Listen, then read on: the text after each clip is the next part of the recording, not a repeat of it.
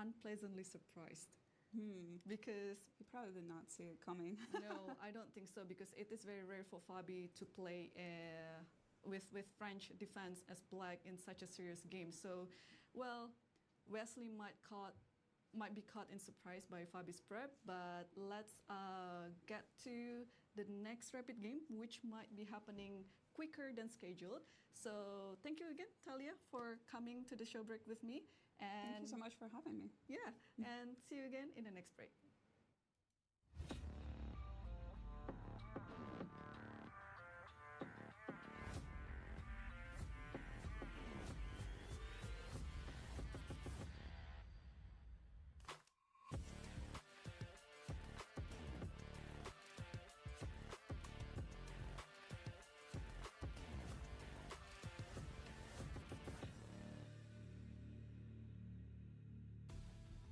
And we're back. Thank you so much, Irene and Talia. Both of you were great.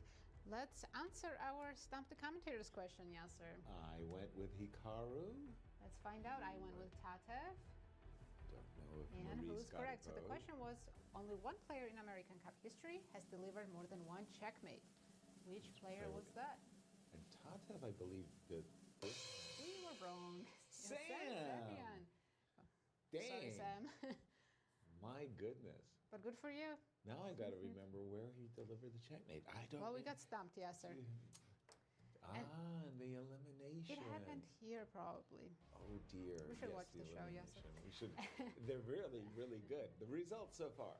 Yes, Anna Sargsyan started the day with a win against Tatev Abrahamyan, and in the match between Levon Aronian and Awonder, we thought Levon had this game in his pocket, but Awonder Cruising made a victory. miracle save and it ended in a draw.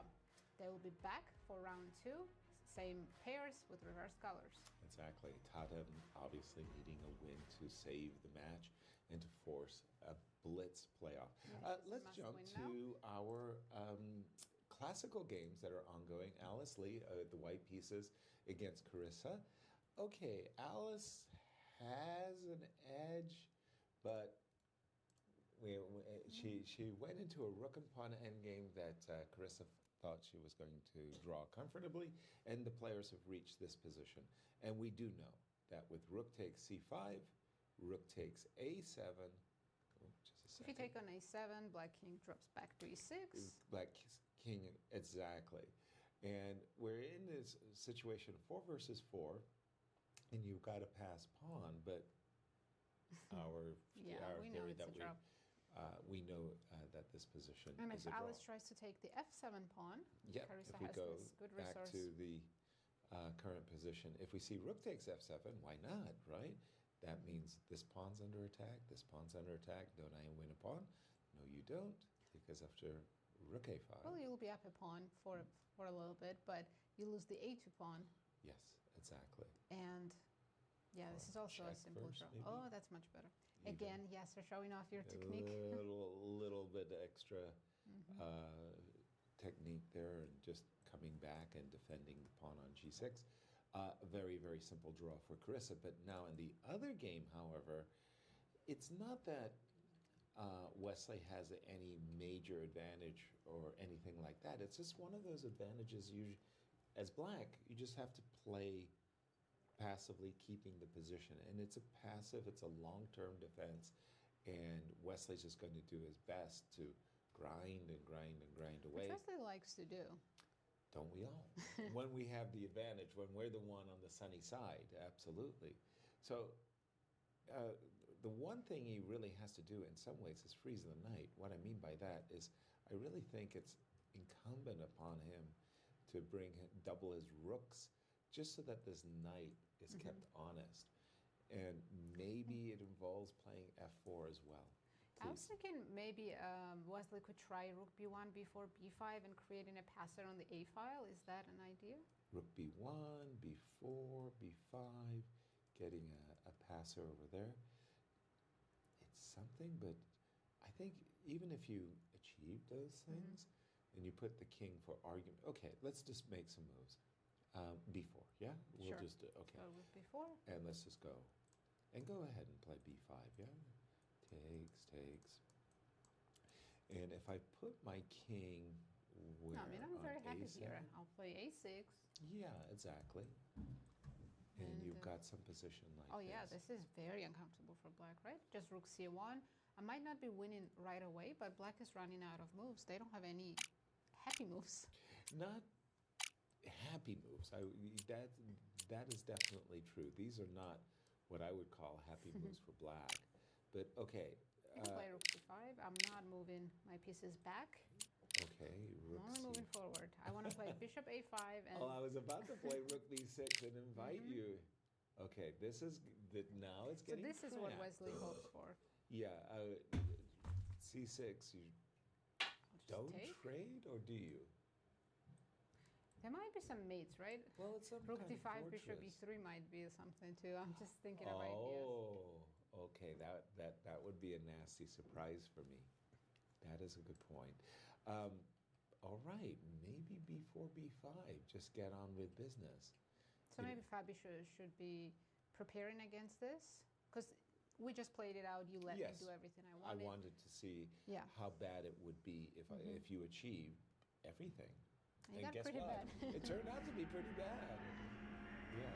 But on the other hand, I'm not a big fan of playing c6 and knight e6. I mean, sometimes preventing you from being really hard is actually worse than simply eliminating it. If I play a move like c6 followed by knight c7 and b5 without no bishop on e7, Absolutely. And also you're giving me the dark spots as well, right? My bishop in that on d6. Yeah. It's just going to be good. exactly. Let's talk about moves like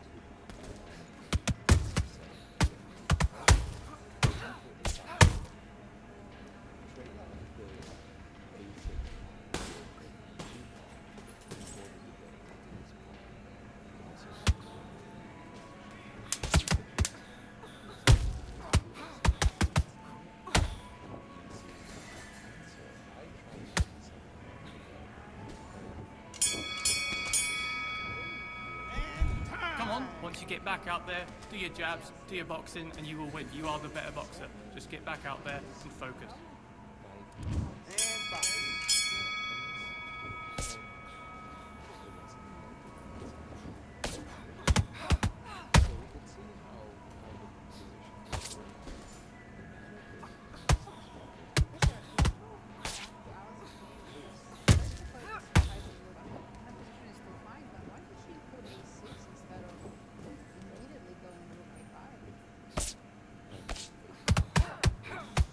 She didn't take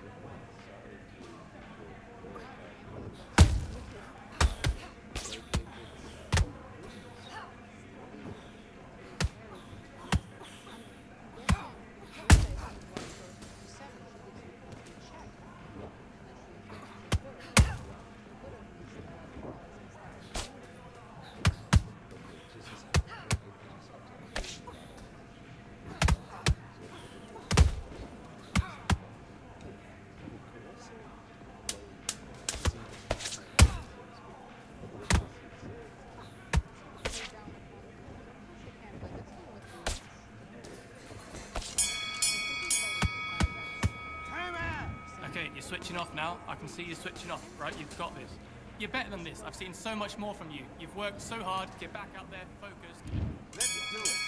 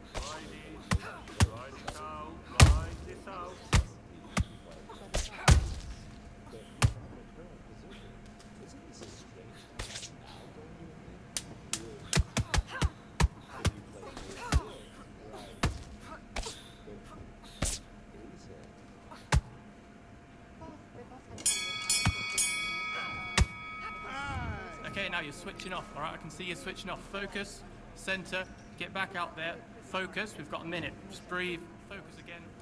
Let's fight.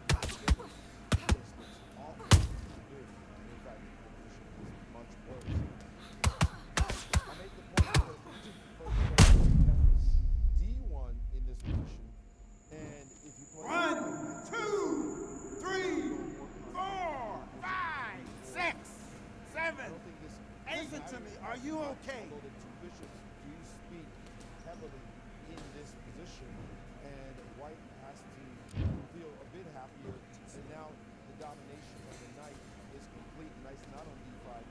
b4, b5 will have to be the force and power. So, nevertheless, b4 is the idea of playing the b5 move, and it's interesting position here. Play knight back to this. Then the knight goes back to d5. So there's small nuances. I think it's way too subtle for black to worry about it, or more for white to worry about it, because once you got a clear plan like what he does, you get to put enormous pressure on black's position. Black's got to be put a little bit hot under the collar, because that's not so let's see if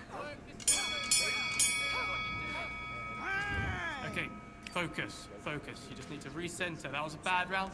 Doesn't matter. Doesn't matter. We've done so much better before. Just forget that round. let's go.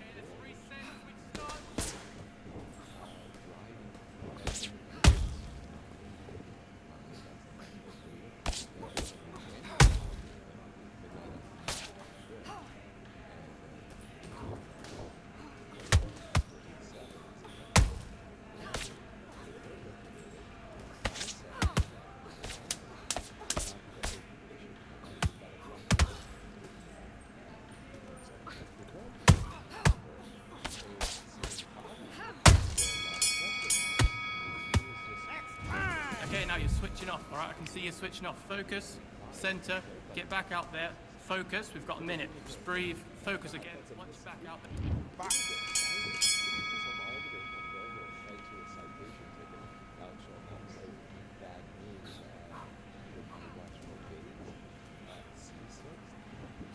Yeah, I'm pretty sure Japanese can go number 7, your good lesser.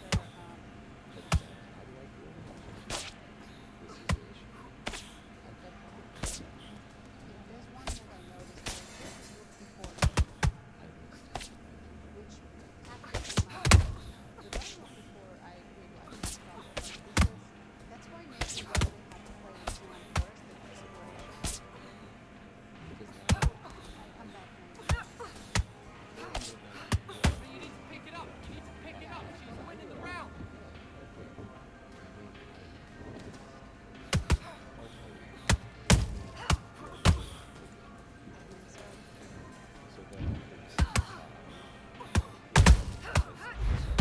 I don't want to do that, but yeah, that might be what I have to do in order to get in B5. I'm definitely trying. 1, 2, 3, 4, 5, 6, 7, 8, 9, 10.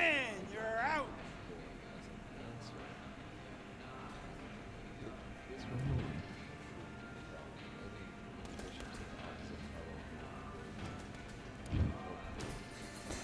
Without 97, even with 97, probably still faces some problems, but maybe he doesn't feel so uncomfortable in this position, moving the body between Wesley doesn't look like his either. Maybe we are just enjoying White's position more than If they there are. was like genuine pressure to us during the studio, I would feel good about the position of if we gave me a position and said, you know, it's a must-win game against Bobby, and it's a technical position for space and intuition, I would say Okay, right, yes, it's absolutely. something I can work with. But we are moments away from second elimination game starting. It will be Tatev now with the white pieces who needs a win against Anna Sargsyan. And the open section will also be back. Wonder and Levon, they're still tied. So Having no one drawn has their to first game, yeah. play for a win in that game. But I mean, again, the way Wonder saved that game was a miracle, absolute Exactly. miracle. Really, really a stunner. Once again, when I'm looking at this position, and besides knight e7, I don't see any good moves well, for thank Bobby. you. I mean, you know, B5 sometimes is just coming. you're staring at a position and you're saying, I couldn't decide between choice A or choice B. I get it. In this position, I don't see the choice B. I only see knight e7. I don't even see an alternative. He's done it. Nice. Oh, Now the question is, will Wesley see that after bishop d5 there is rook d4, after which black Let's do it. because you're escaping the game, and the game of the tempo against the bishop. Again, this is bishop's opposite color. That is just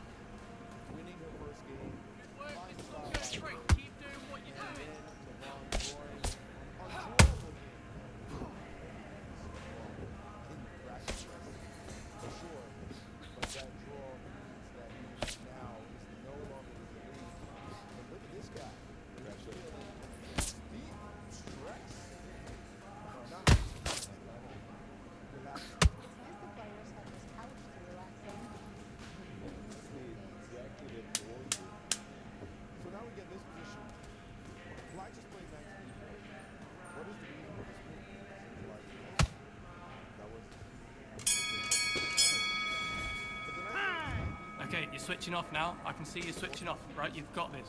You're better than this. I've seen so much more from you. You've worked so hard. Get back out there, focus, and you will be on top. But And backward night moves are one of the most difficult moves. Retreating moves in general. Retreating night moves with force. what are you doing? You've got to get your head fixed on. Come on, be smart. And so he can be almost forgiving because night moves, as you look at it, it looks pretty obvious. Why should it be difficult to see? Because we're used to moving forward, not used to making these kind of night moves. Another thing we're not used to making like night moves on the back rank. These moves are also difficult to see. So there is that psychological thing that you'll find many of these mistakes and you say, how did they miss that? Those are moves we can see, calculate. So it's not about the back rank, it's about Look, just load up. Don't try and blow ahead of. Come on. once you've done that, you've also checked and then move forward. So just take it correct. All you have to do instead, you play rook d2, allow this move, and then you found out and you have to trade down, lost his pawn, the advantage is gone. But to me, I want to survive because of the long error. And the real question is, what mindset is Levon now sitting at the board coming into the game? Because he's done this a few times in this event, and he's managed to survive. Will he think, I have a cat? Come on, you load it back into it now. Get back to that game plan. Switch on. Get your box back together.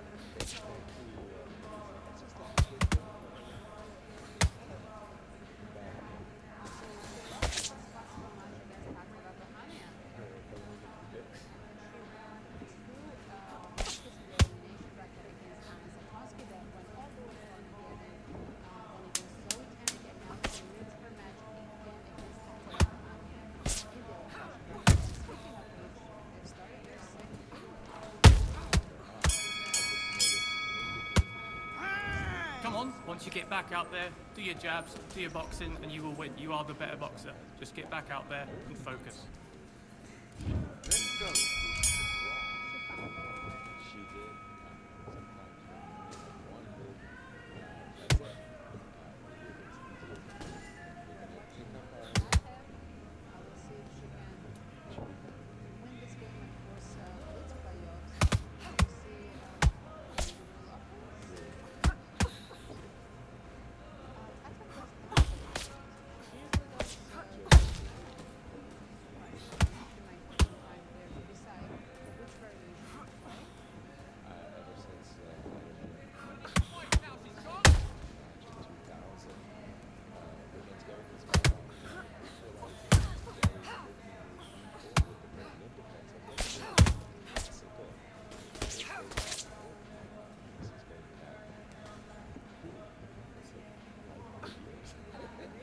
I was looking for all this oldest. This Paul Martin produced his novel was 8 cents. That was 1850. So Bishop C5.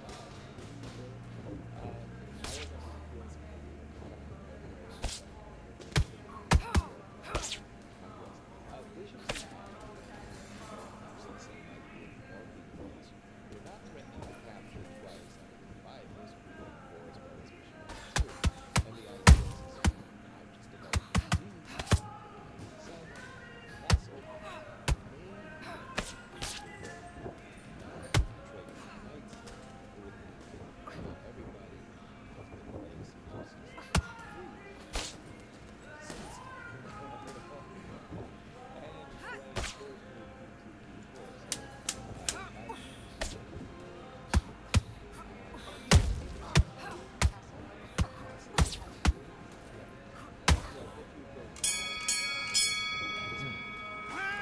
Okay, focus. Get back out there. Focus. We've got a minute. Just breathe. Focus again. Once you're back out there, get your boxing back on. As soon as you start doing your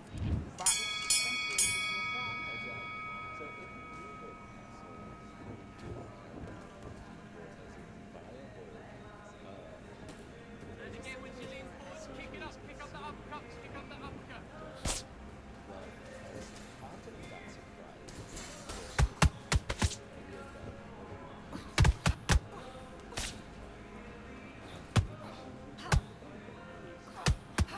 Yes,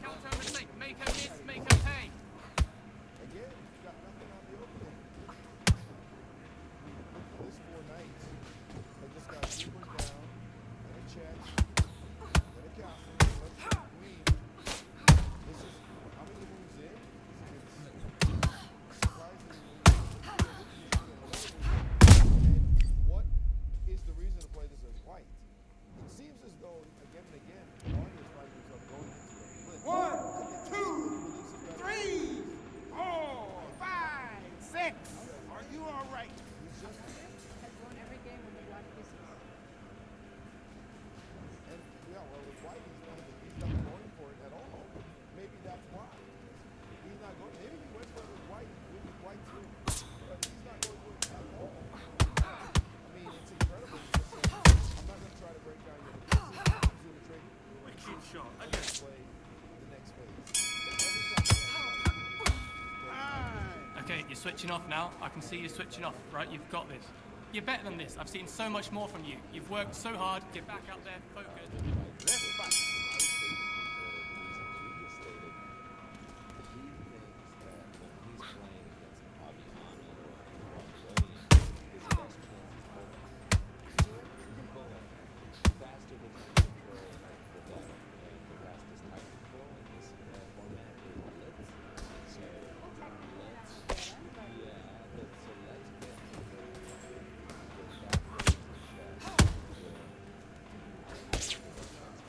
Okay, let's reset. Switch start. And maybe also with this fight, because he has the opening threat lead against guys like Fabiano and Vidal.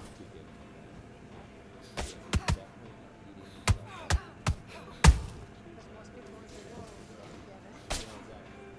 but it's not about getting like have a bunch of pieces on the board. Like keep things on. This is so Comes to that jab.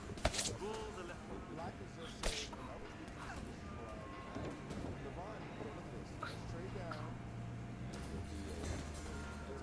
When you get, although you guys gotta pay attention to your H pawn, you probably should grab that pawn in a second. But there's 18. And it's correct both sides.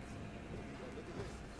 Well, I feel the exact same way about it. You know, okay, you played it before. I thought you played it. And Okay, let's reset. Switch start.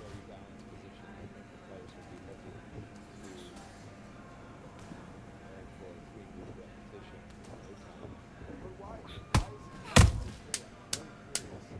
Maybe you get a chance to ask him later. But Brady's just taking white and saying, whatever. Okay, now you're switching off, all right? I can see you're switching off. Focus, center. Once you get back out there, do your jabs, do your boxing, and you will win. You are the better boxer. Do your thing.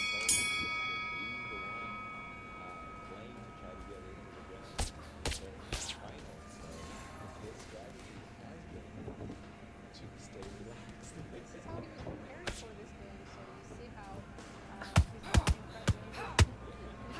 It was just in his head. He didn't go home and try to play with him well with the white pieces. But yeah, I absolutely understand. When you have white pieces, you have to try at least to ask for some instructions, make him work people. And we did see yesterday also against Lemieux, it was the very close wicket game, which we thought was not right away, but they played it for 40 minutes. Is it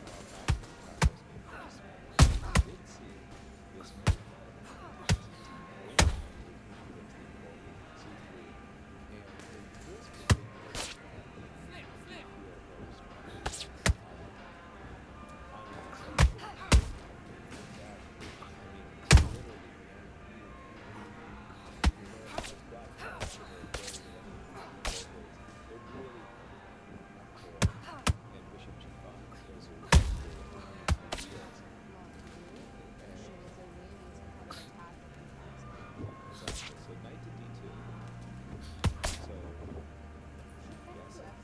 Because then the whole idea disappears, right? Counter the jab, counter that jab.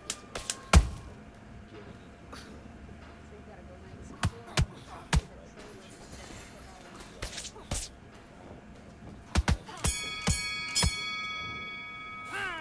Come on, focus. You just need to recenter. That was a bad round. Doesn't matter. Doesn't matter. We've done so much. Let's do it. This is not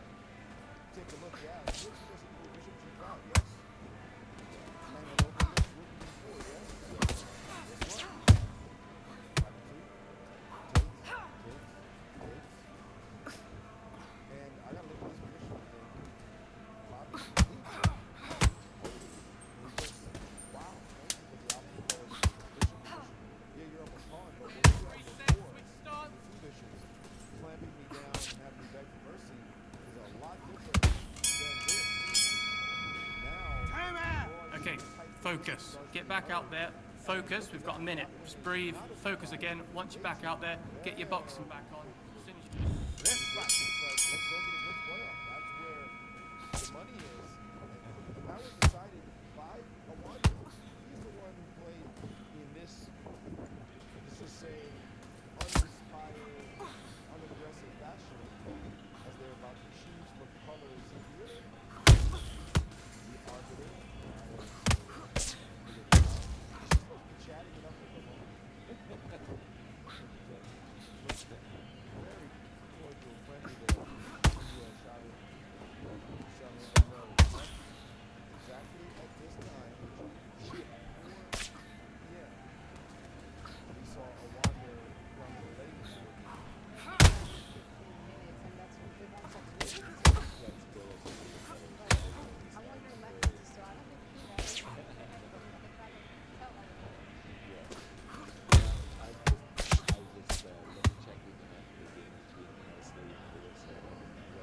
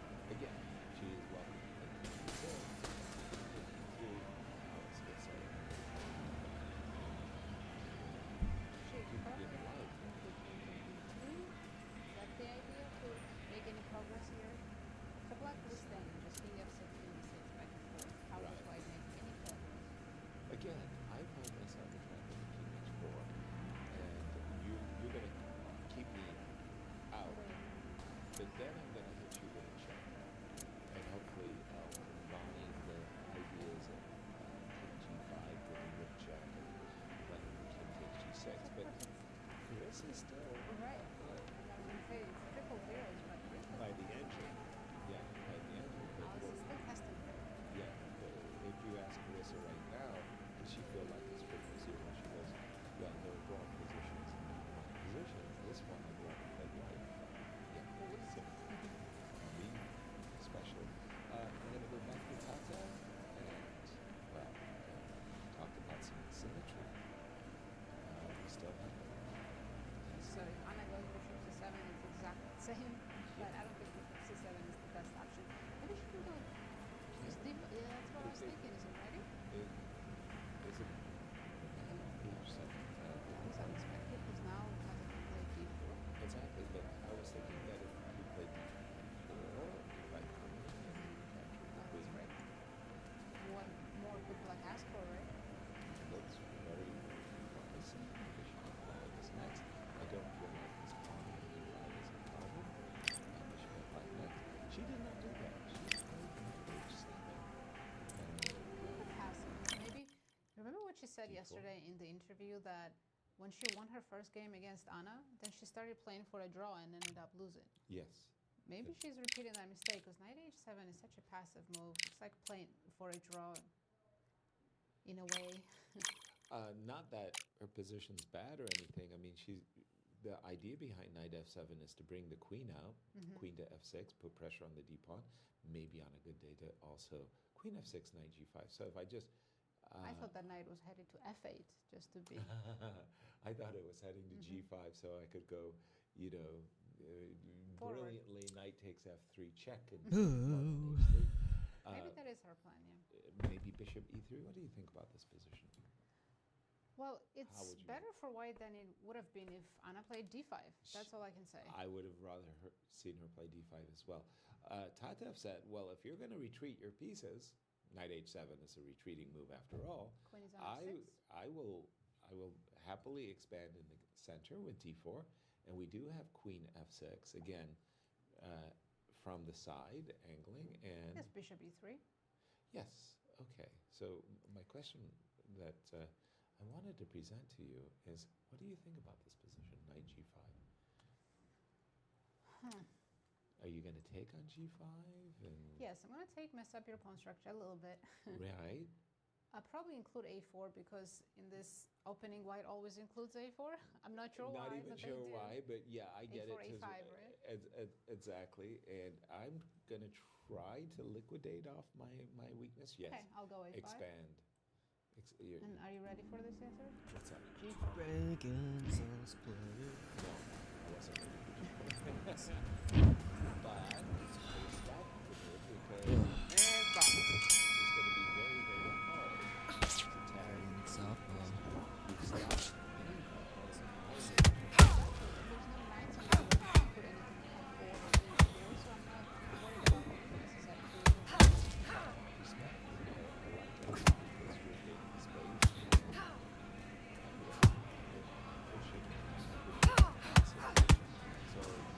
saying a4.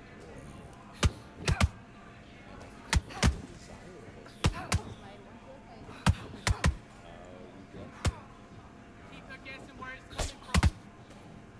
knight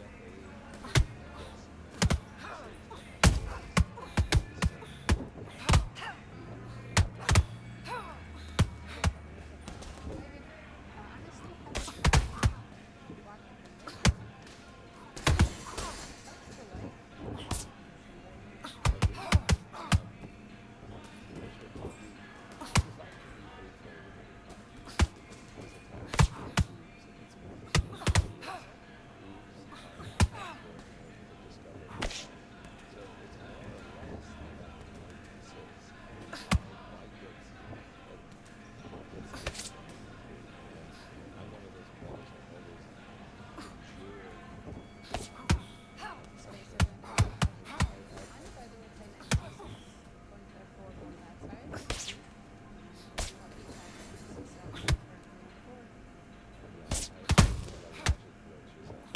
Double up the jab, bringing your feet.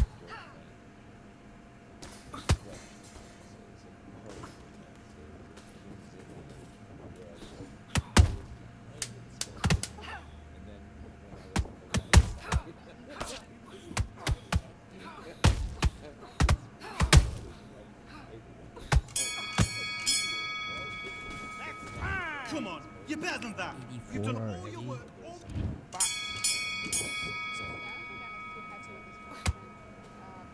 Space advantage and 4c4 coverage are kind of naturally easy. Okay. So knight f4 is coming from That's okay. I mean, despite some ideas. for sure, you put the knight on f4, and I mean, the knight's not going to win the game by itself. There's no question. That's it. Step it up with the jab, though. Step it up with the jab, and then look for your power shot.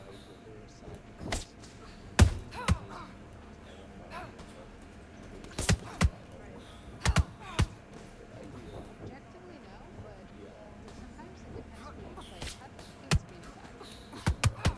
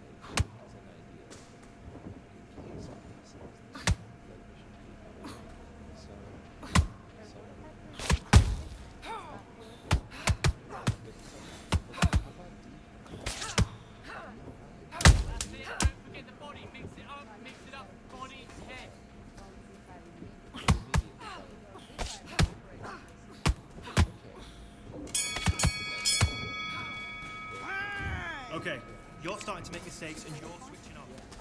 Let's do it. Some weird shit. The closing of the position on the queen side benefits black. Come in, make a pay.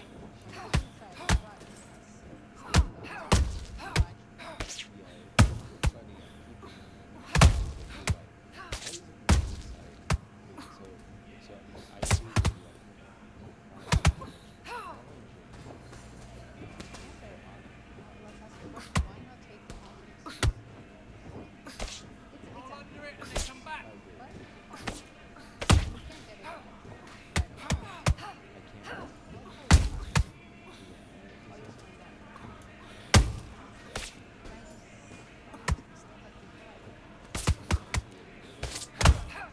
with the left foot.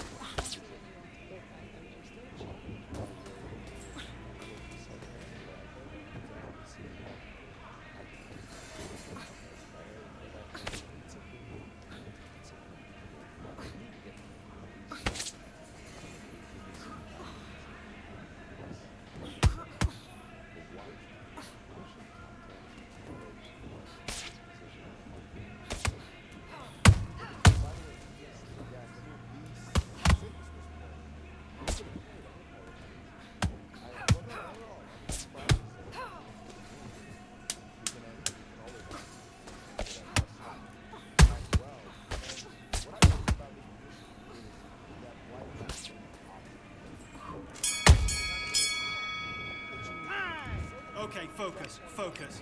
Big, deep breaths. Do your business. Single point, LeVar Aroni. They'll have so many options. Think about that. Let me see, I can play that. Oh my God, only has 6 left on the clock. This is the place to move. And you see, Anna is willing to take an inferior position with more time on the clock than maybe even slightly here trying to get bigger. She's not going to let her opponent off the hook. Time is being organized. It just really is that simple. And you see here, it's a big edge. That's 7 full minutes we're talking about that she is again on the clock. Her opponent knows, I know top 10. Okay, let's reset, that switch that starts. There's no question. She's looking over there. She's saying, just need to make the move. Why is it so hard for me to make moves here? Now, you can transform the structure according to the injury, but this is just to answer your question. There's different ideas. One is to play the move D5. Now, this isolates the D5 pawn on some level. If you take, you really want to take that pawn. But frankly, now you allow the F pawn to have fight. It's not clear that Look at me! that counterplay and black would be able to play counterplay in that line. Another move to play is to move knight to h2. I can do also with my knight to h1 move. But Nick is not impressed, so impressed by the position that after d5, White's just doing what he did. White has some space, but black is very soft with that strong point defense. e5 pawn. And talk about your favorite author, yes, Aaron Nimzowitsch, that overprotection on that e5 pawn. I mean, you've got a knight, you've got a pawn, you've got a bishop, and you've got a What are you doing? You've switched off completely. Now you let her back into the fight. Let's go. On the square, and I know Yas, you just love that. Well, the problem with overprotection is idiocy on a level that we need to heal them. No, there's no such thing as overprotection in chess, and nobody wants to. But you have a single hand of overprotection. And he drank and thought about it and said, I played King of Takara playing King of 2 and 1 and overprotected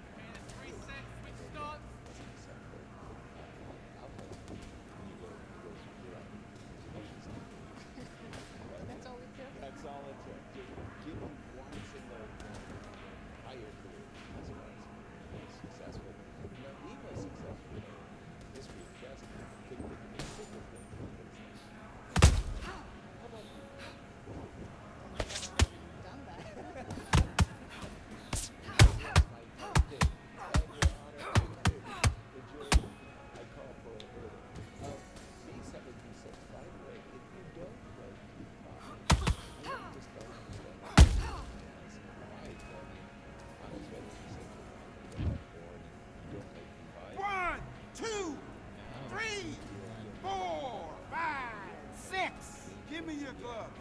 So you better do it now. Now the question is, if I'm going to c5, which by the way carries the bishop to c7, which of the bishop on c7? It's not doing much with C2 anymore. Let's do this against Voltashan. If I have bishop on c6, patting myself on that so hard.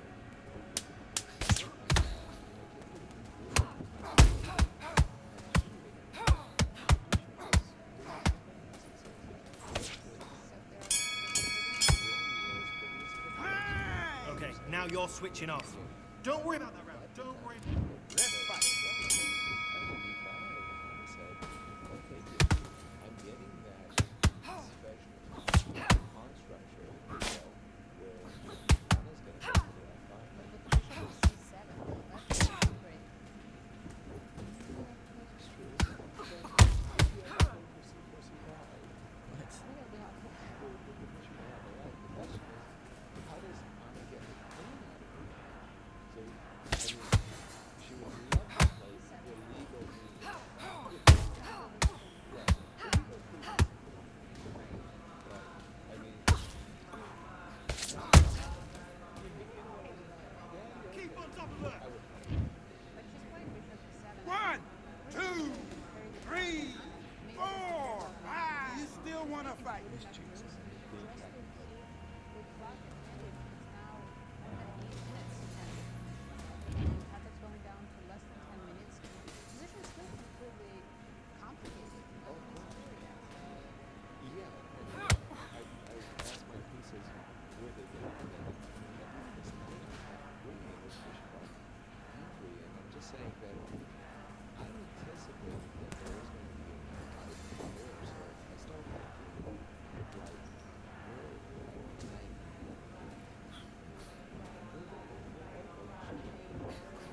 this can be concentrated, big overall picture. Maybe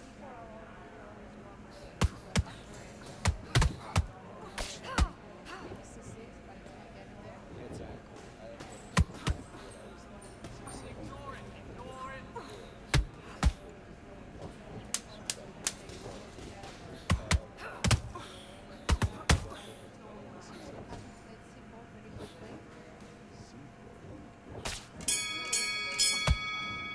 Time out. Okay, get your mind back on the job. That's a terrible round, that is. Let's do it. Bring my bishop into C7. So I guess Roll under it. Let's come back. Maybe I'll find a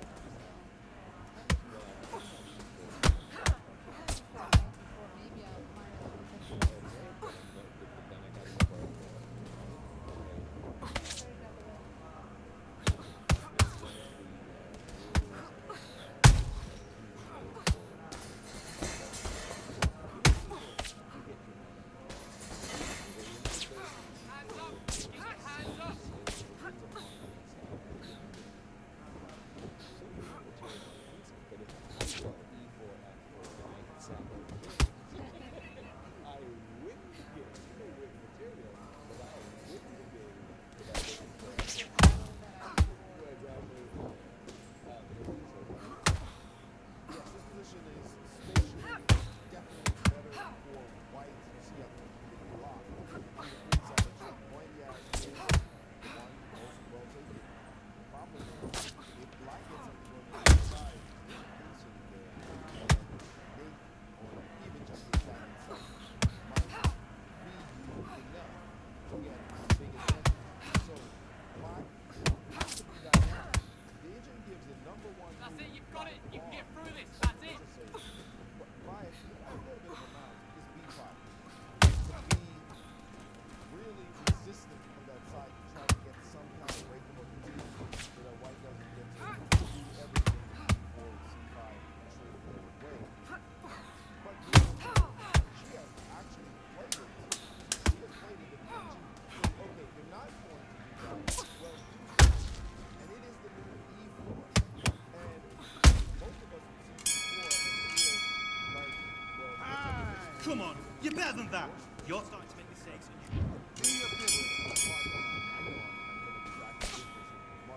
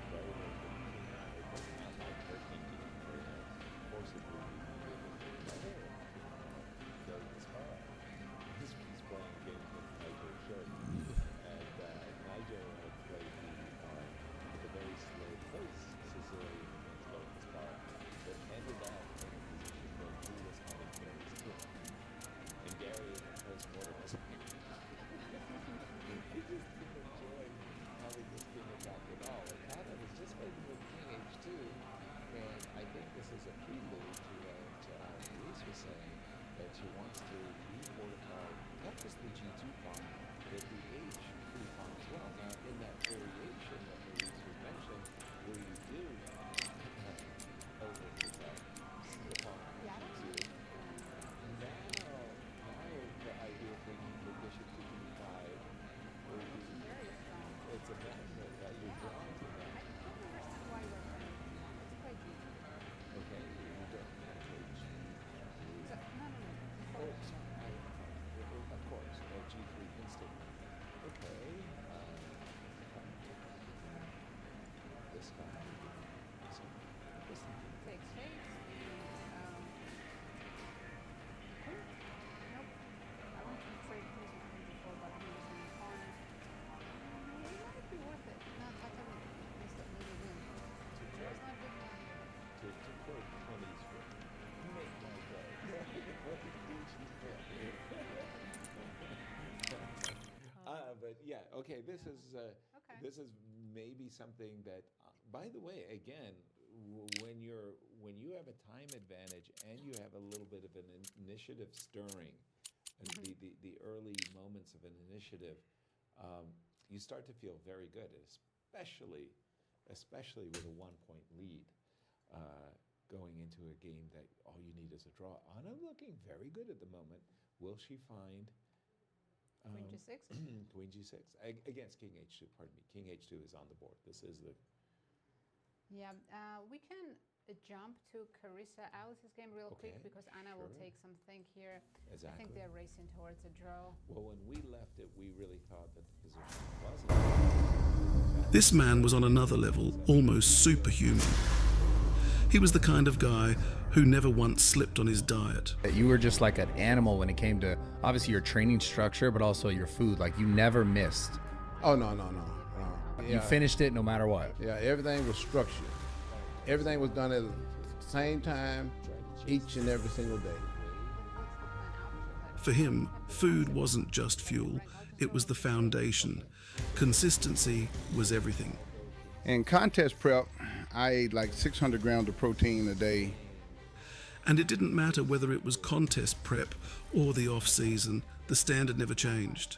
Most people think the off-season means relaxing, skipping meals, maybe grabbing fast food. That's why so many fall short. Ain't no skipping meals. In my whole career, I never missed one. Ronnie, he treated every season the same. The goal off-season was clear, pack on size, but do it the right way, not sloppy weight, not junk. You build quality muscle by keeping protein sky high and eating clean day after day. And those massive physiques you see on stage, they weren't built in a few months. It took years. Guys like Ronnie would add 10, 15, sometimes even 20 pounds of solid muscle in a year. That came from brutal training and endless meals, 6 times a day without fail. It wasn't easy. Sometimes he'd wake up in the middle of the night just to eat, then go straight back to bed. Other times he'd take short breaks at work, grab his pre-cooked meals from the car, heat them up, and get right back on track. No excuses, no skipping. That's the kind of discipline that separates legends from everyone else. I like the move, even though it's a bad move, according to the engine. I like the thought, especially under the time control, because the move makes you... One of the toughest challenges in bodybuilding is eating 6 to 8 meals every single day. This is how he managed it. During his prep, Ronnie measured out every portion, packed his meals for work, and no matter how busy the day got, he always found the time to eat them right on schedule. I just took my food with me. I took my food to work. No, it only took me about 5-10 minutes to heat it up. I mean, I can eat it right there in the car. Yeah. So, you know, that was never an issue, never a problem. Trying to stay clean. That's how I survive eating control car.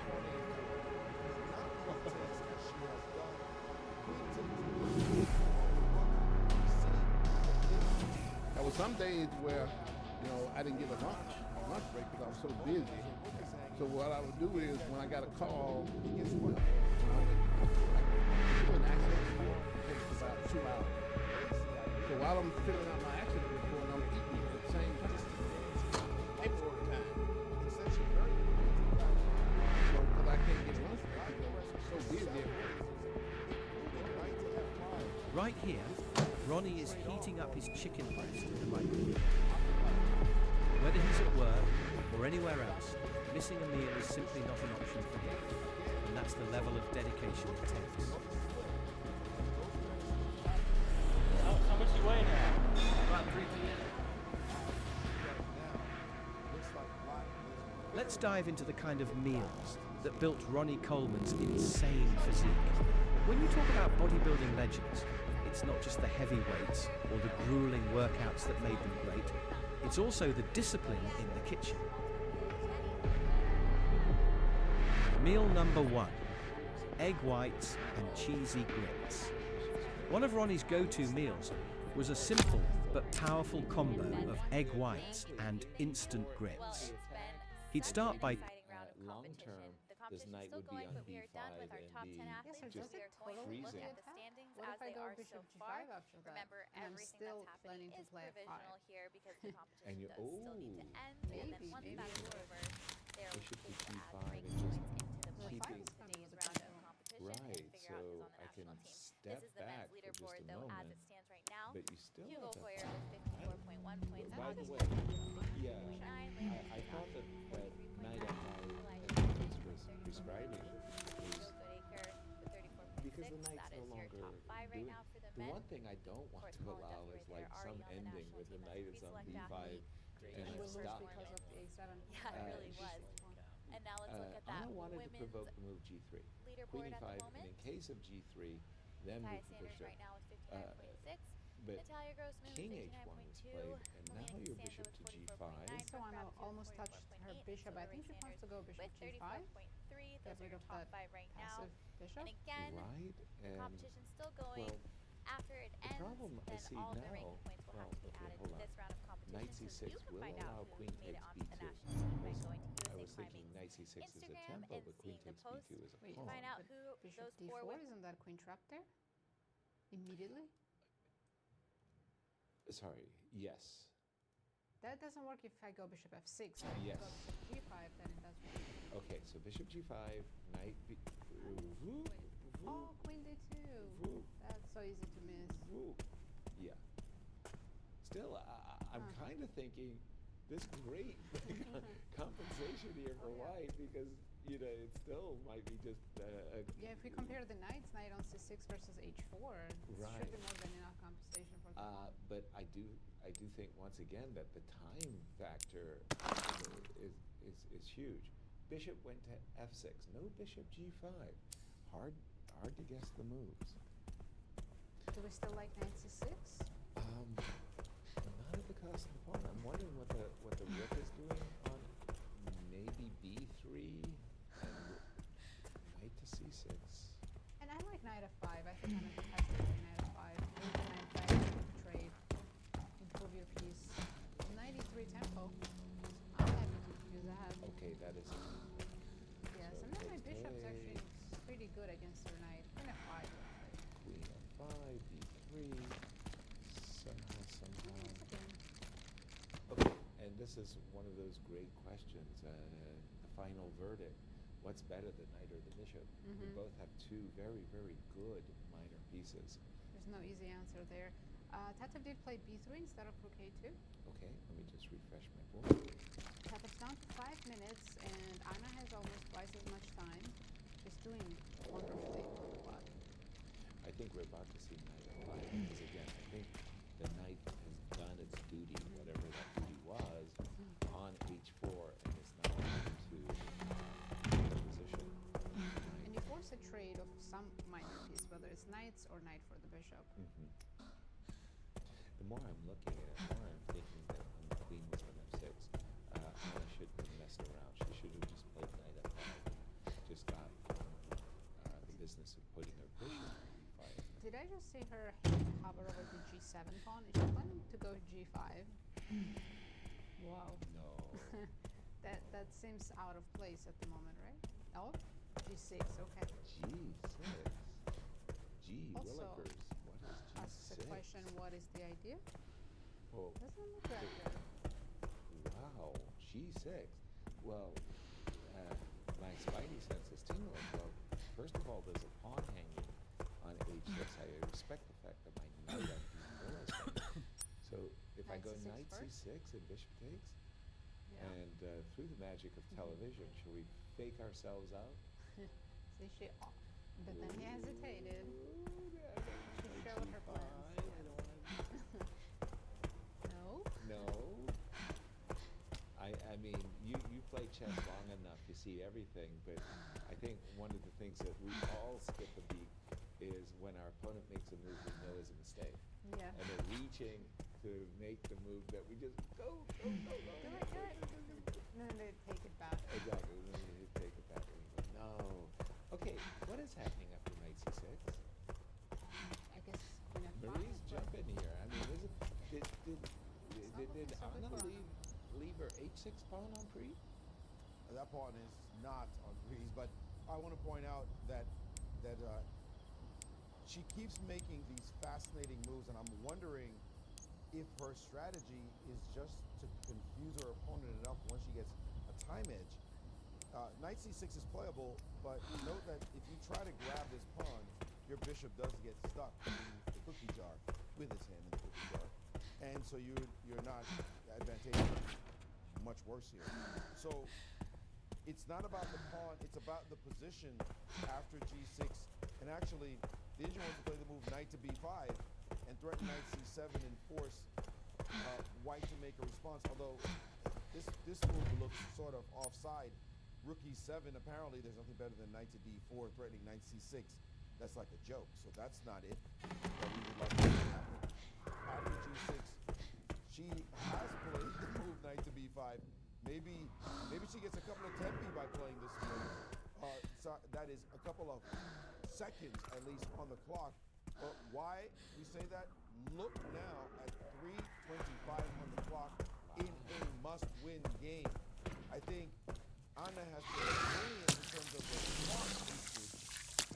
Once she got the edge, it's amazing how she's just forcing the attack every single time. It's almost like having the white getting a great position by having the first move. Thing by using the clock advantage and forcing her opponent to stop and think for a minute, even if it's 30 seconds, 30 seconds, maybe 25 seconds too much. So this is a very important this move right now. Move rook to e7 to deal with the threat and say, okay, make a move. It's probably the right thing for her to do. Just do it very quickly. She does have to look at the move bishop to d4 and see if it means anything, but it doesn't after queen to g5. Now we get into this kind of territory for her to calculate this queen g4, and the Indian actually likes this quite a bit for white. So that's probably what she's worried about. The idea of bishop to d4 coming after this move, and the position simplifies itself a little bit more in white's favor. Yeah, no, I as white, I would love to take the queens off the board as white. That just means there's no attack against my king, and then play for the d6 pawn and maybe for e4 at c5. So I think beyond the clock, I think that Tatev has an opportunity here in a must-win game to play for an advantage. She played Queen d2. queen d2, not bishop d4. Maybe a little bit slow right now. Can play knight f5, and he will never have bishop d4 again. Okay, but Tatev is aiming for bishop f4, right? So queen d2 with two options. There. Take this one. The second one is equally clear. I'm going to play bishop f4 and take away queen, the defense of There's the a d6 very pawn. nice idea for Anna. I don't know if she can find it with 7 minutes. So knight f5, Yep. bishop f4, bishop g5, because that pawn is not hanging. It's not hanging. It's not hanging.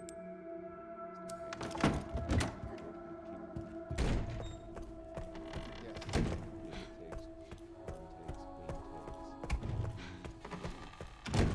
takes.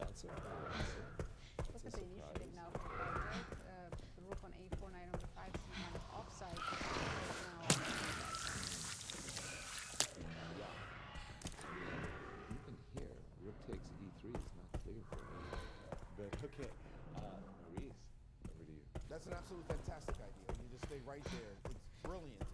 That the geometry of the bishop g5 move is a world-class type move. We love those kind of pins. It's not quite a cross pin, but it feels like it. The way the bishop was able to go to g5, and it's just, you find moves like that, you win matches. Those are the kind of moves that just shock your opponent. They think they're doing something, and suddenly that lands on the board. If she finds that with the time she has on the clock, but look, her clock is ticking down, because here's the deal. After queen to d2, her position is starting to get a little funny, and she needs to find some kind of idea. And if you play knight f5, bishop f4 is coming. You're resigning without this move. Your just position's falling apart. The queen can't really move because the d6 pawn is hanging. So you must see knight f5. You must see. Damn it. And then you must see this genius idea.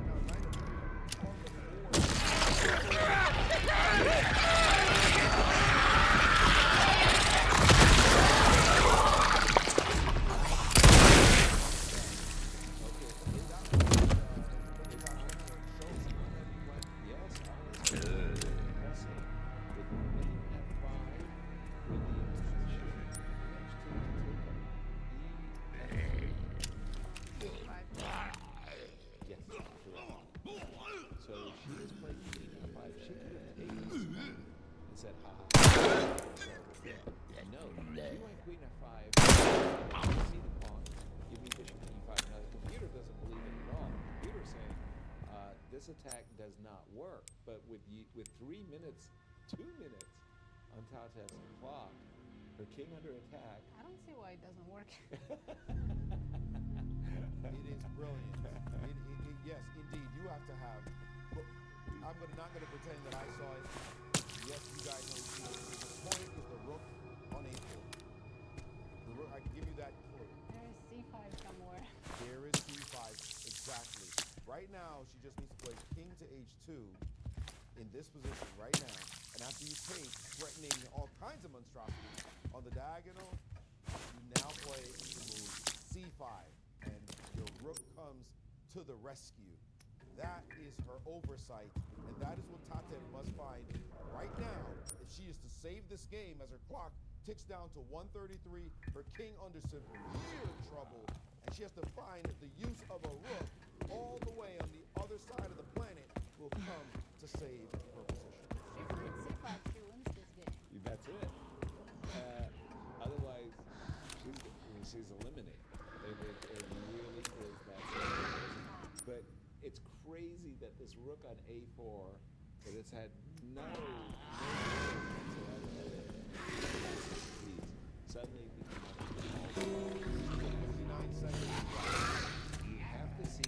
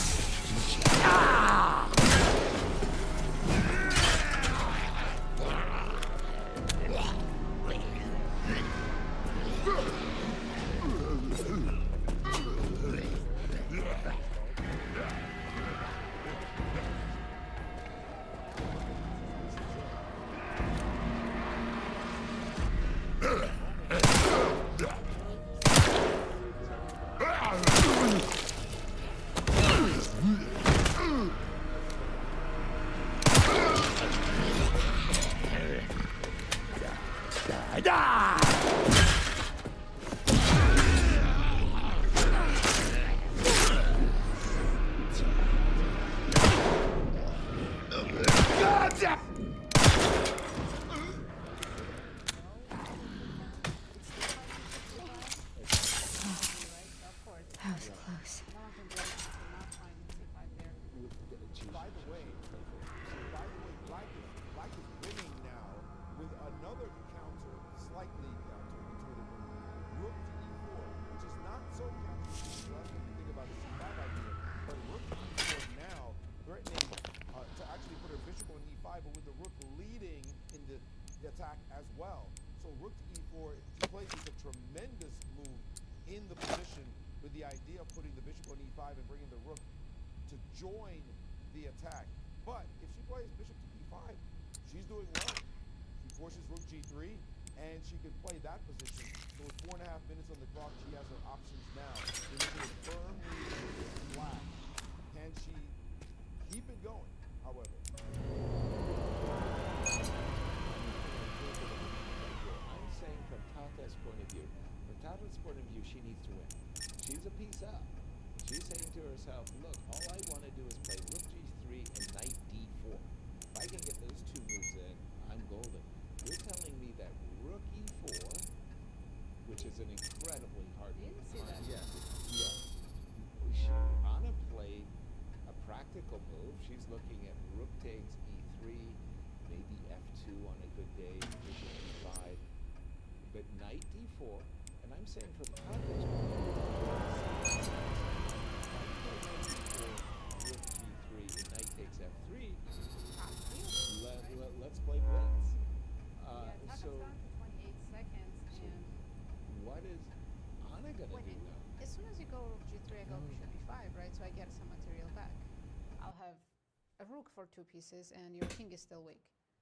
Imprecise play right now. Imprecise play, and we can expect it. These two in this very complex position, all to play for. Of course. Elimination games, seconds on the clock.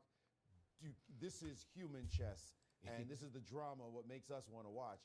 And right now, the best move is supposed to be queen h5 or bishop e5 check, and then queen to h5, and hold on to your f-pawn for the moment. That is the best sequence for Anna. Really? She has time on the clock, and there's really nothing else that makes any sense in this position. She just needs to keep it on the board and play this position and hope for the best. Well, now I really am confused. So queen h5, rook g3. I wanted to take the pawn, knight, and I've got bishop f4. Takes and She's rook played e4, queen right? h5. We're expecting rook g3. And then Marissa's saying bishop to e5. I was going to play bishop f4. I Take guess on you d4? take on d4 and They're take, following our lines, rook e4. and now play rook e4. And that's If you go queen d2, I go rook e2. okay. Still rook e2. Still rook e2. Who checkmates first? Well, I think my king is safe. Your bishop's not getting where it's supposed to go. Why isn't my bishop on d4? I could transfer my. Wow. Okay. So I actually, you are mating me first. I guess I don't you know if are. I'm mating, but I'm not. I Yeah, I think you doubled the are. rooks on the second now. Yes. This is Wow! Wow! insane. Wow! What a crazy, crazy game. Okay. But Sorry. Anna's also going down on the clock now. Only 2-minute time difference. It's still a huge advantage to have extra 2 minutes, but a very complicated position, and she needs to find all these ideas. She just needs to find bishop e5. Like, just play bishop e5. That's the one move she needs to play is bishop e5. But then after She's bishop f4, focused on rook takes e3. I'm telling you, she's focused on rook takes e3. I think so. Yeah. And then playing bishop e5, right?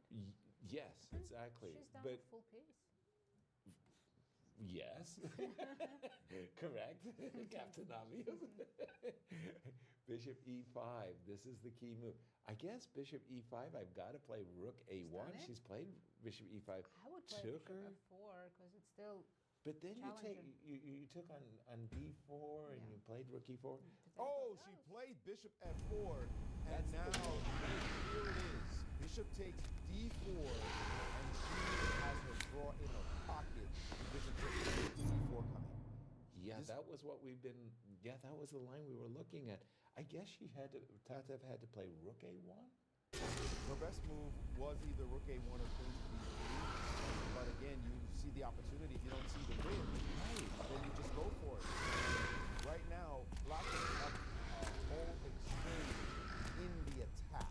What I mean by that is the rook on a4 is not participating. So if you could take on d4, you can play rook e4, and then that rook e2 idea, it just takes too long for that rook to get back, and she found it. This is a match-winning move. There it is, rook to e4. Kudos to her for finding those moves against the defense, and she is in the driver's seat now as rook e2 follows on the next move. Queen f6 playing desperation, rook e2 being played like a boss. Wow. Incredible. So the only defense for white is king g1 and then rook e1 in repetition. And then Wow.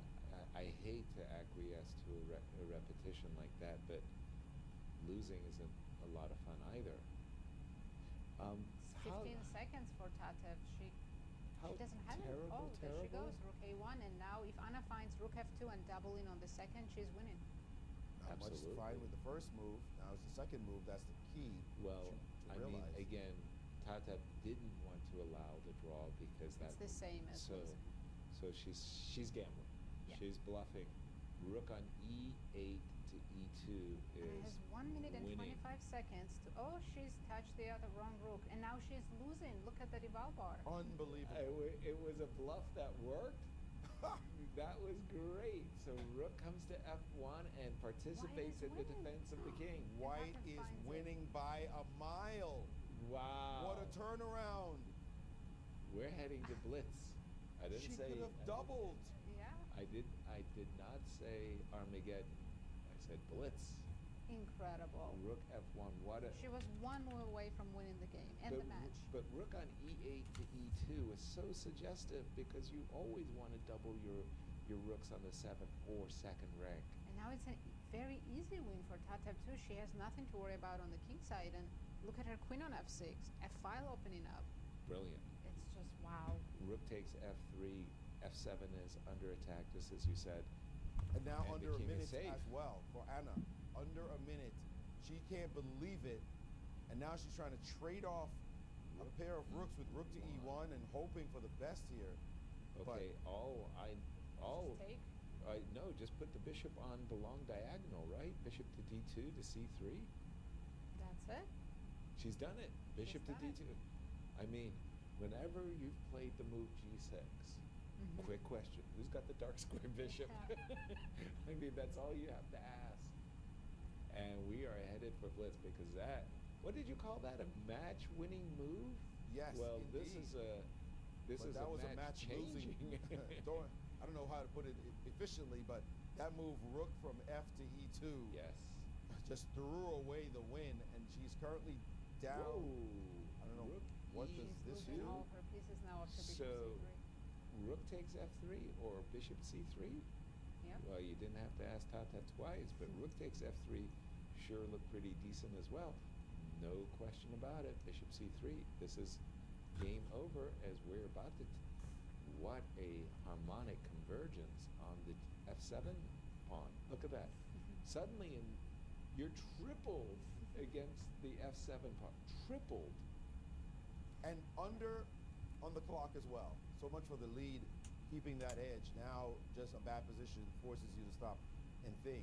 That is Everything. just a nightmare. What happened? Now she's Turned around resigned. in one move. Congratulations to Tatev for winning on demand, equalizing the match, and going off to blitz playoff. Wow. Now that you mention on-demand victories, how is our Wesley So doing? Because How can you jump? How I can you have jump to. so fast away I from have this? to because I can't gasser? believe how Anna, was it? No, it wasn't against. Was it Zoe? We remember she had these overwhelming, The pawns and Zugzwang. yes. That was. and she let it slip. One move just One. completely ruined her game, possibly the match, because now. Now she has to go. here, rook on e8 to e2 was this prescribed move that would win the game for Anna. She just put the wrong rook on e2. This move, rook f2 to e2, wins the game for Tatev after rook f1, which he played and tied the match. And that's chess. All it That's- takes is one move. Chess No, is hold on. cool. No. No, Stop no, it. no. Stop it. What we need is to figure out why didn't she play what she would have played in half a second. Bullet game, yeah. Right? So let's take a look. We have to understand because it's extraordinary. This will decide who wins the title in the end. Okay, maybe it's just who wins this match. But this move looks so ridiculous. ridiculously powerful. We need to find the ghost that stopped her from It's not rook f3. You know that. Okay. It's not rook f1. Made it in 2 moves. You know, that or it's 3 coming. moves. You can play king h1 in this position. Then. Okay, I'll take your rook. All right, so you're busted. Okay, so It's not rook f1. It's not rook f3. okay, so what is it? What stops you from doubling on the 7? Queen d8. Okay, the king moves. Oh, look at that. We have a draw. What? So draw is fine for Anna. First draw. What? Okay. Where is the draw? Why would I include king d8 above h4? Right. Makes no sense. There's a draw. Do you come back? There's queen Oh wait, there's a queen at 8 right now. There's a queen at. Oh no, that loses.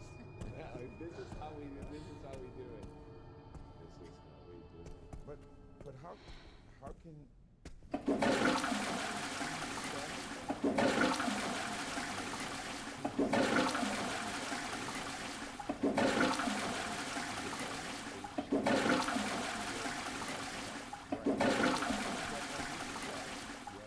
You have to play king g7, which is counterintuitive.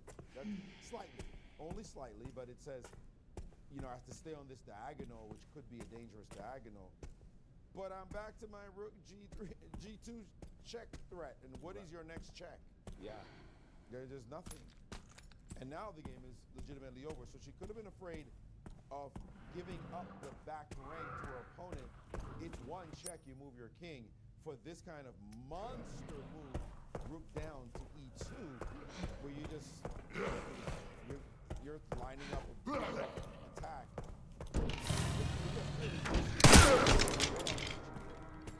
Chase it. There's no bishop e5. There's no rook coming over. There's no rook sack. There's nothing. So maybe this check, she said, I don't need to worry about that. I'm just going to move my rook over, and that cost her one move, and she cannot believe that she is not moving on already. Thank you, Maurice. And here are some of the results in our eliminations. Absolutely. As you can see, game 1, Anna Sargsyan won against Tatev. Levon and Owen drew. And in game 2, Tatev bounced back with a win against Anna Sargsyan. It took just one huge mistake by Anna. And I wonder, and Levon, that was a quick draw. They are off to the Blitz now. Yeah. And in a quick update, the classical, Carissa and Alice seem destined for a draw. And of course, up upon is Wesley, the bishops of opposite color. We think Bobby is happy to have this position. All he needs is a draw to clinch the match and the champion's bonus. We suspect that Alice is about to draw. I'm not so sure. I think I think she'll play for. She will push the H pawn. Oh yeah, I think this is at least another 20 moves. I'm going to play h3, king h2, g2.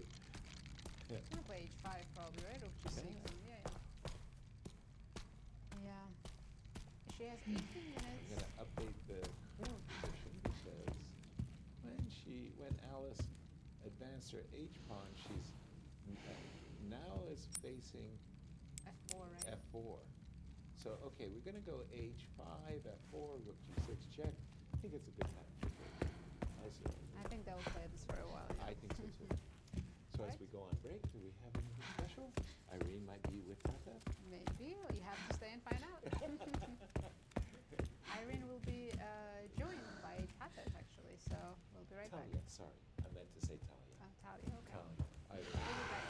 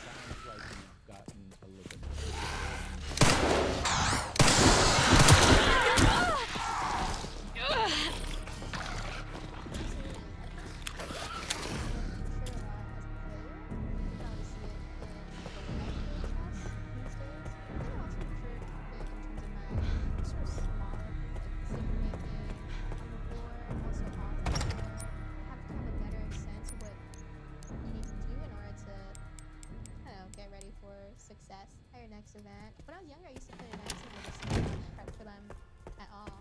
Like my first couple years of college, I was kind of just, for lack of a better phrase, kind of like running around. There you go. You know, I finish up my finals and I'm flying into a tournament. I haven't opened chess base in months, a year, that sort of thing. But yeah, now I think discipline's a good word for it. A lot more discipline. 2026, you have some very, very concrete goals. You've already made 2 Grandmaster norms. You're rating getting to that threshold where you need 2,500 and above, obviously, to make your Grandmaster title.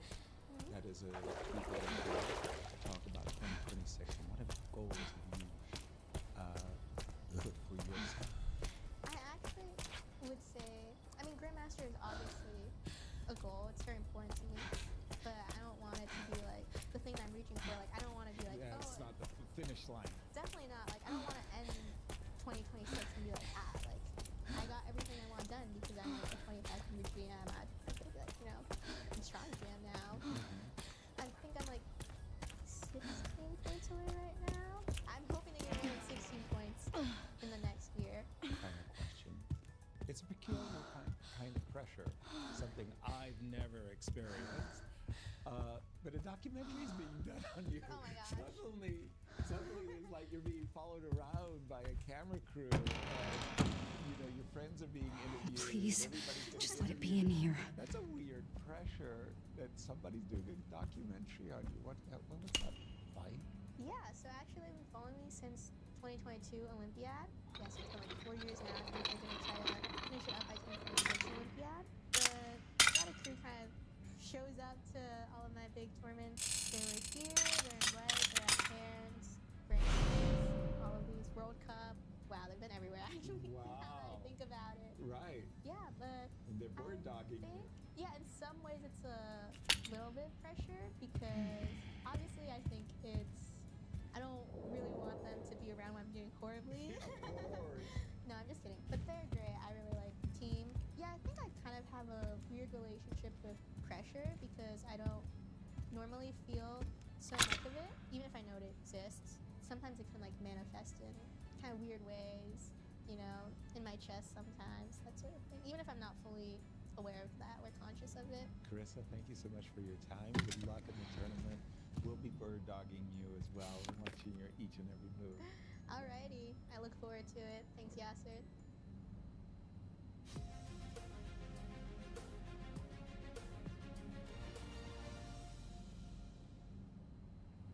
Hello everyone, welcome back to the show break. And I'm still with Women Grandmaster Talia Cervantes. And Talia, we've been talking a lot backstage and having fun analyzing the games too. But let's update ourselves on the game between Alice Lee and Carissa Yip because it looks like they're crossing into a draw here. Yeah, so we were talking earlier about the beginning of the rook endgame, and this whole time Carissa has been playing it correctly. It's been difficult for Alice to make progress. Maybe it was better for the king to go to the queen side, but this makes a lot of sense. Still just trying to improve her position. But it almost looked like there was a chance for repetition here, going back and forth with the rook until Alice decided to play this move king g2. So do you think she had an idea behind this move? I have one clear idea. She wants to take revenge on what happened yesterday. You know what happened, right? Oh, yes. Yeah, Carissa has been repeating the moves, but at some point she played rook c7 and then everything was kind of reset again. And then I think Alice is going to do exactly the same thing, making us all in the production team work harder for this game because, well, it's still a draw objectively, no matter what you do. But here you see like rook b6 again, and then now, wow, is this actually the game that we're currently seeing? This is very interesting then because of rook 6, then king h2, and some troubles, but I was also wondering what she had any tricks in this position because I was thinking maybe king h3 was an idea, then f4, e3, and at least you're pushing for something here with some long games. If of course if rook takes a2, then push and you push. This is a better try, much better try. Probably the biggest chance that Alice has gotten in this game in rook endgame. Alice wants to make the most of what she has in the position. Mm-hmm. But it's been an equal endgame this whole time, and Carissa should definitely be able to hold. Right. Wow. Rook b6. I mean, Alice is really going for it. Like, even if the game might end up with a draw, I think she wants to really keep pushing until the very end, and then task her opponent. So I think this one should be is the move. And after King h3, then here you just kind of pause and then think of what you want to do next. Here you can do anything. You can play Rook a4. I think this is okay. And after Rook f6, I think you can just protect everything. Most likely this is what she wanted to do. Of course, if the rook came to defend from the other side, from like f2 for example, then well, there's not even g4 actually. There's not even which is G4, what I was yeah. gonna say. So yeah, it looks like Carissa has this one in the bag, and it's exciting because now we can go into tie breaks. f4 is actually what happened on the board, and I mean, this already happened. So okay, they're going to clarify the position very, very fast now, and probably will end up with king versus king. What do you think? Most likely, yes. And they have fun. They have fun at the board, and I think they're just gonna play until the very end. But yeah, tie breaks now. Tie breaks. I mean, we will already see two tie breaks, two Gertie tie breaks, because in the elimination bracket, I Wonder had a quick draw against LeBron, and just now we saw a very crazy game. She won in demand against Anna Sargsyan, and then soon at 4 p.m. they will start their Blitz playoff.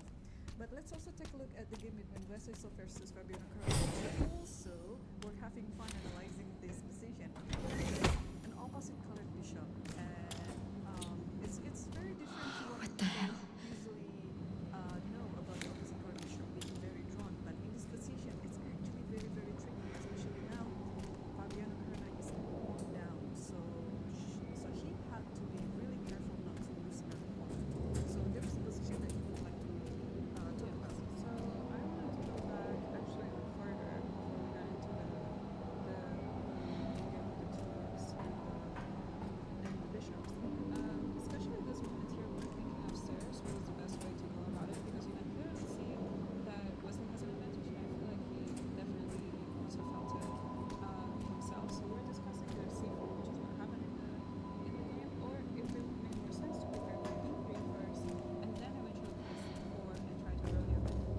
We ended up concluding that if Wesley was to lose c4, it was because he definitely saw something in this position. But after the trades, even though he wins pawn, it's not so clear what to do anymore because you have the opposite color bishops.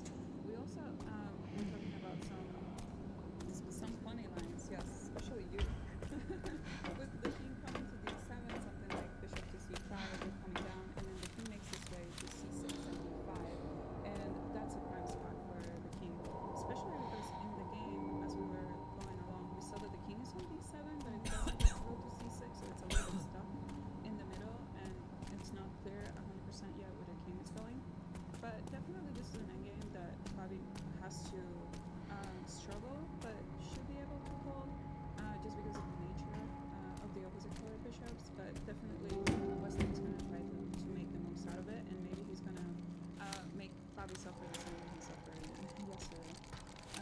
So we have they traded a pair of rooks, but it should be at the end of the day. Right, so in this position, Found you. to capture the rook back on c5, and how would you like to capture it back? Because bishop c5 is looking more natural to me, but Wesley is taking his time now, so maybe he's considering to take it with the pawn. Probably he is. Yes, Sino, that's correct. Because in the future, All tests have come back positive. very difficult, but maybe he's also looking for some sort of imbalance in the position to make things different, since they have been the same for so long and he's not able to break through.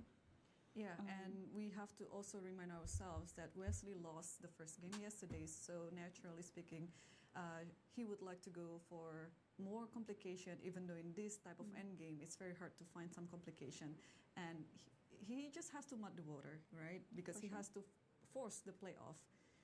And I think we have a move here. Bishop takes c5. Yeah, I think it's very natural to to do it, and then Fabi made a move right away, king c6. Now, I wonder where that king is going.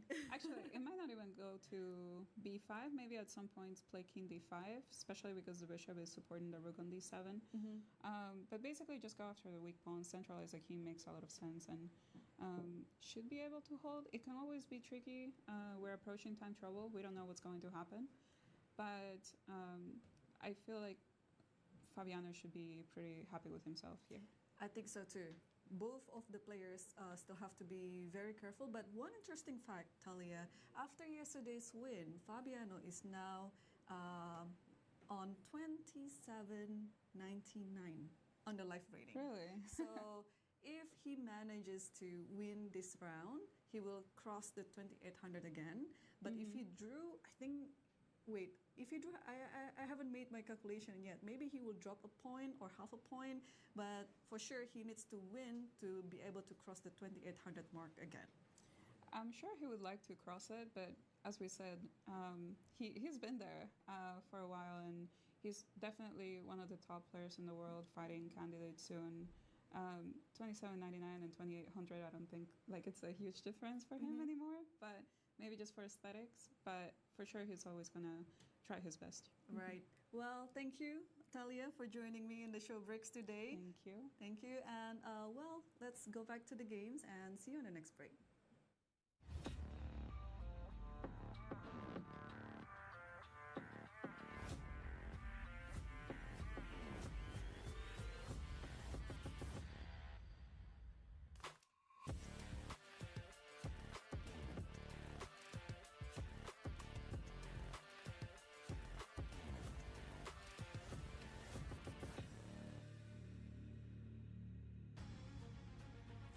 And we're back. Thank you so much, Irene and Talia. And let's have a look at the results. At Absolutely. The elimination bracket. It's been about the elimination brackets. Right. Anna Sargsyan won her first game but lost the second. So Tatev and Anna are going to the Blitz playoffs. Levon and Awonder, both very peaceful draws, and also will be playing the Blitz playoffs very soon.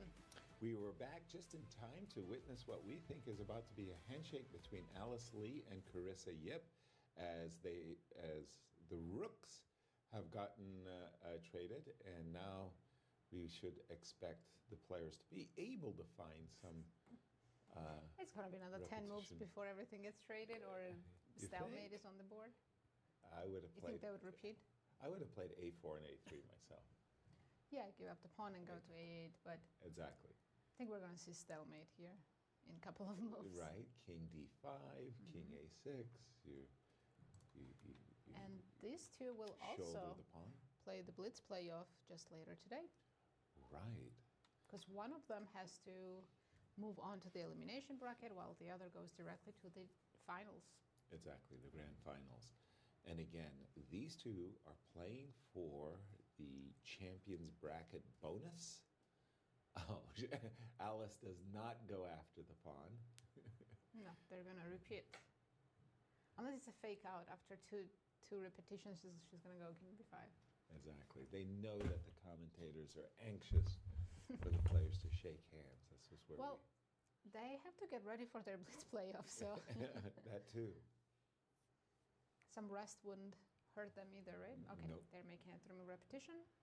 No, now I'm predicting king b5. Very accurate defense by Carissa in the rook endgame. There's a couple times where she had to find the only moves. Only moves. She made it difficult for herself. I didn't think it was necessary, but you know, back in the day, there was a situation with Magic Johnson and Isaiah Thomas. Magic Johnson of the Los Angeles Lakers, and Isaiah Thomas of the Detroit Pistons. And they had some scuffle on the court. And before the game, they kissed each other on the cheek and made up. And I don't remember who it was it Barkley or somebody, who was like, "What is this, man? You can't be friendly. I don't care how good friends you are. You got to hate each other when you get on the court. You got to have that attitude." And Alice and Carissa are so friendly. They reminded me of those two, but it's too friendly. They're smiling. I understand that you're such good friends. It's ridiculous. This is like your best bud. But man, you're looking at them. It's almost like you can't root for one or the other because they're just so happy to see each other. Look at the smiles, the glee. We get to hang out, we get to play chess against each other. One of us is going to bash the other's head in, make him disappointed, send him down into the elimination bracket. We both have two very... I can confirm that she is indeed the one that we've been searching for.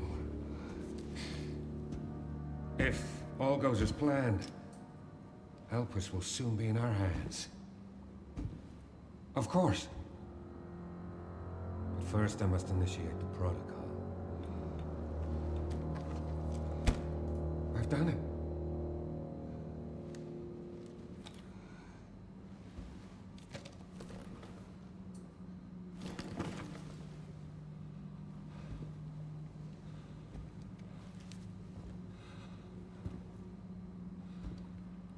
I've done it. I've done it.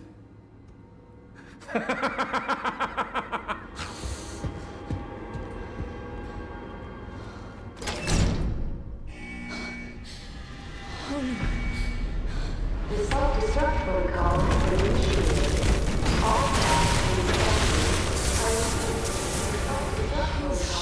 initiated. All tasks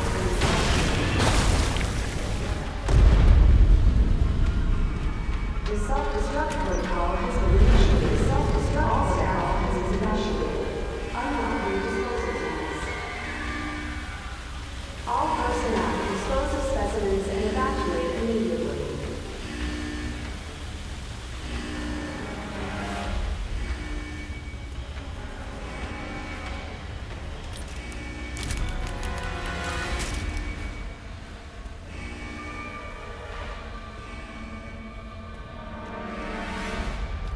Where's the room? What the hell?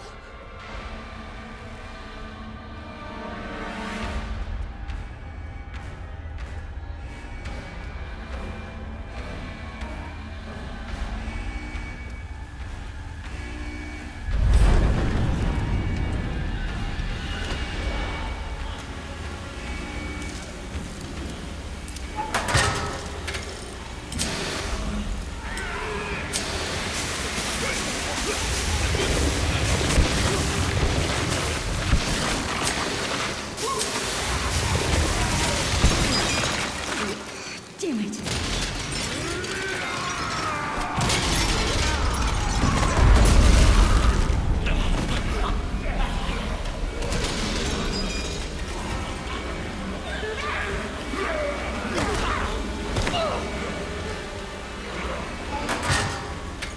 Please work.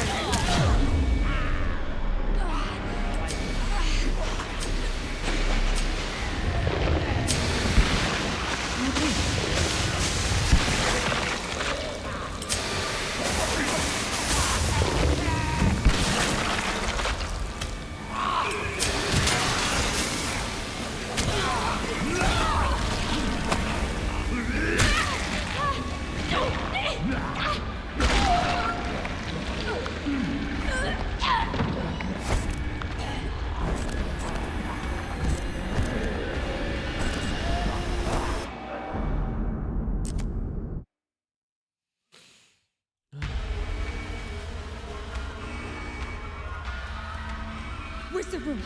What the hell?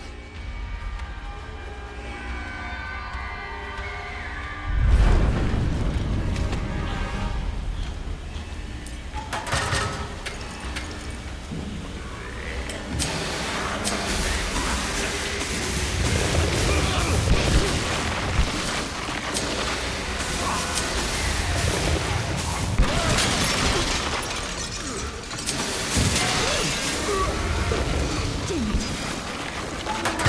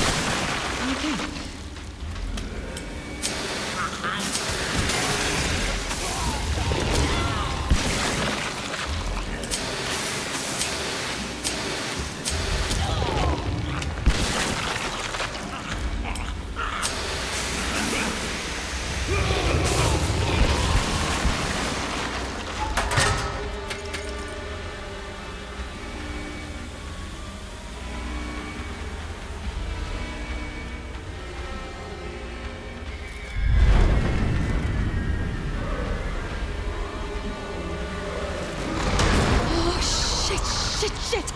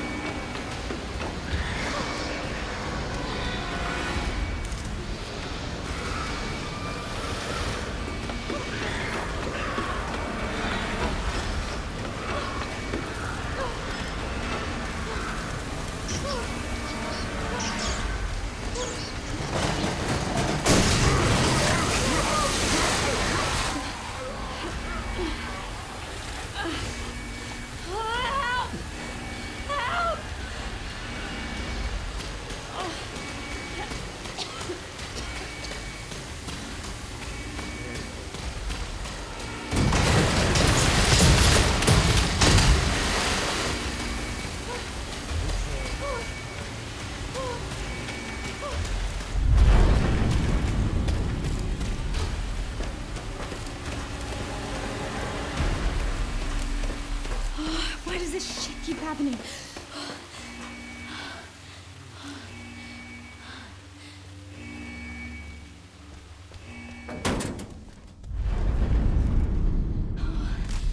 I made it. Okay. I'm coming in, me. Oh.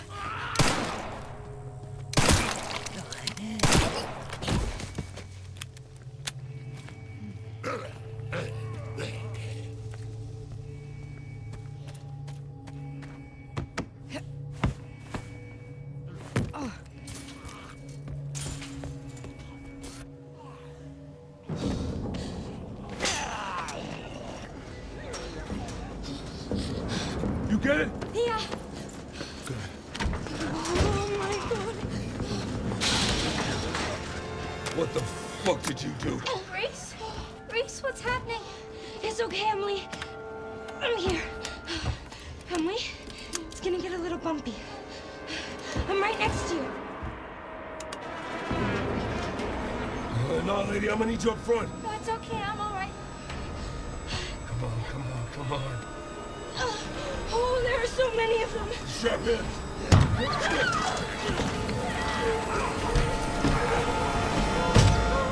Oh, come on! What's it look like I'm doing?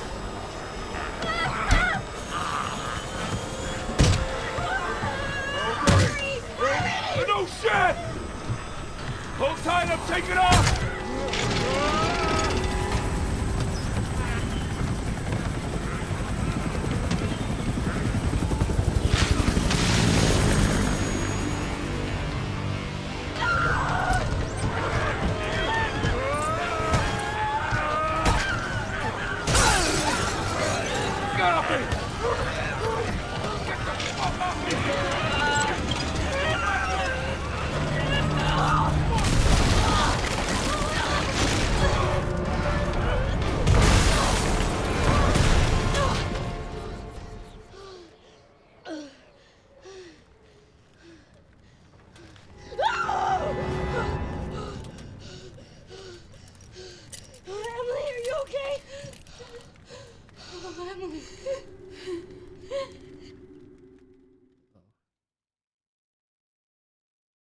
Well, that fucking didn't work.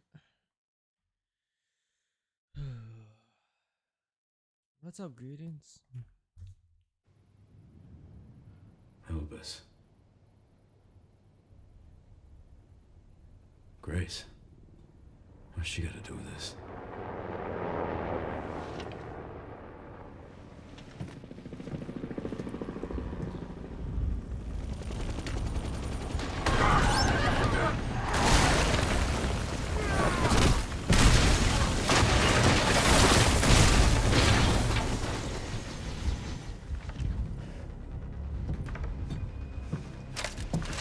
Hello, gorgeous.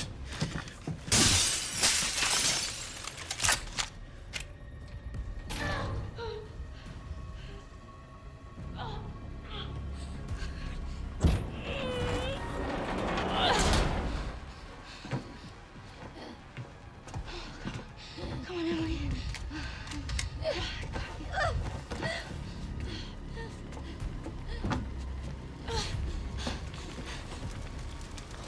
shit.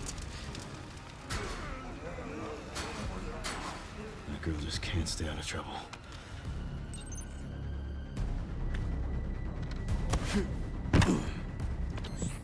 Sherry, Grace is still here. The FBI agent. Yeah. Found some files on Victor.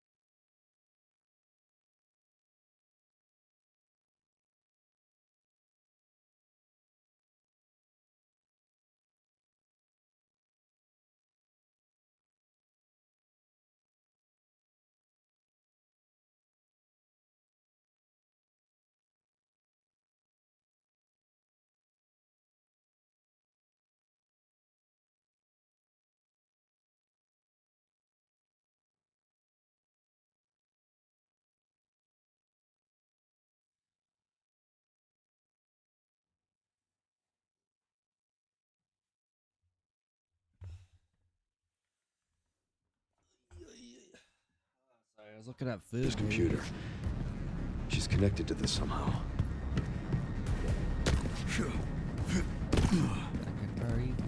Is she okay? No. I've got it covered.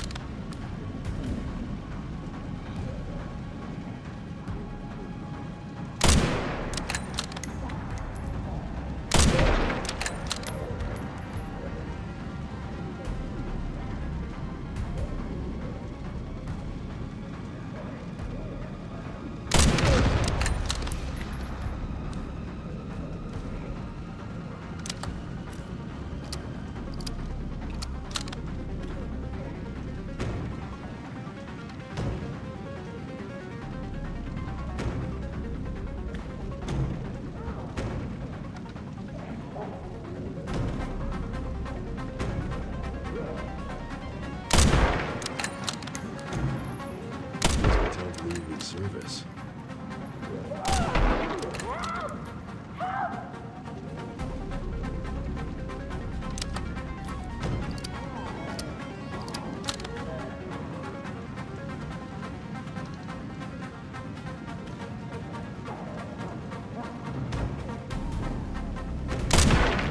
Hit.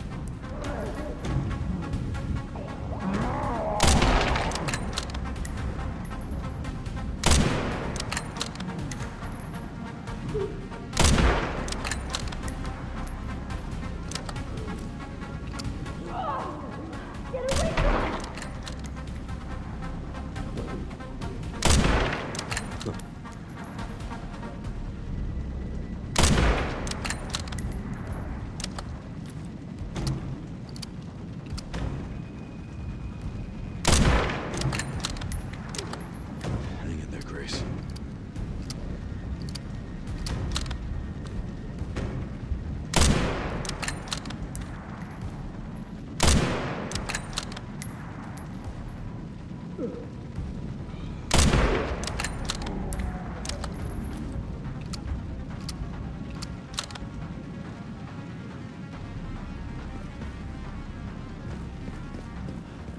All right.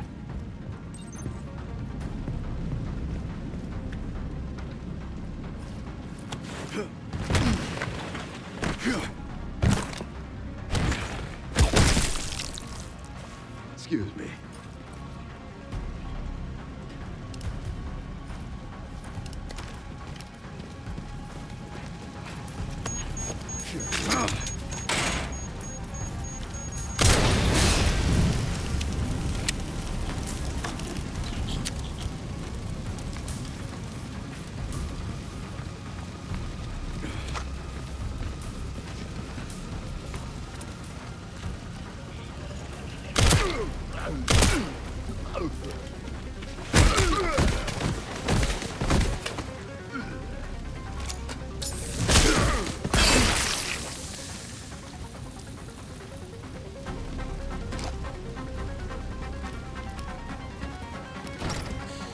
Stay with me.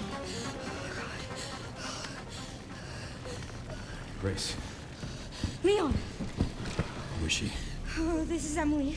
Help me, I can't stop the bleeding. Hey, look at me. We're gonna be okay. Yeah? Can't stay here. That should be the way to the water treatment plant. It's our way out. Let's go. Oh. Oh. Hey, just don't give up. Take her. Get her safe. Go. Now.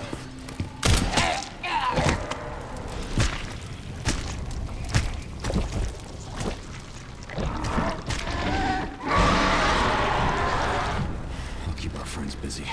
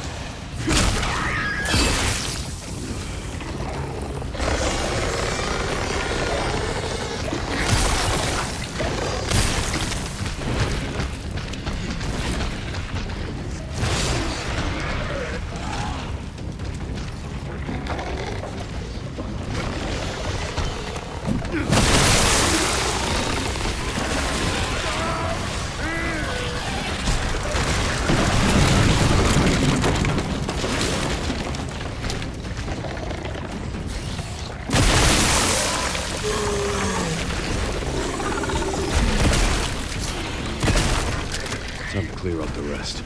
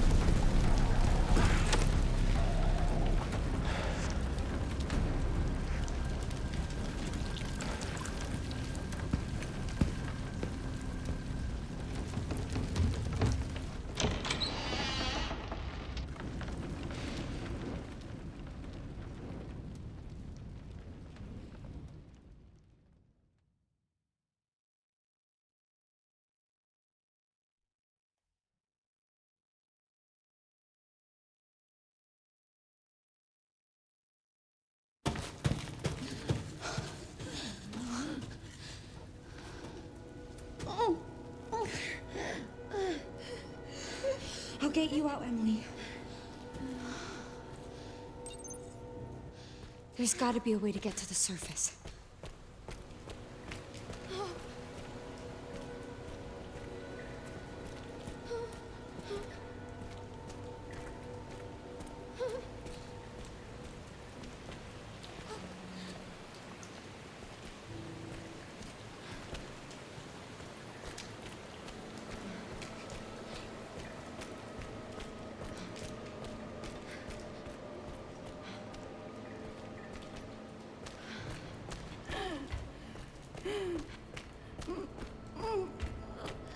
I'm sorry, I know it hurts.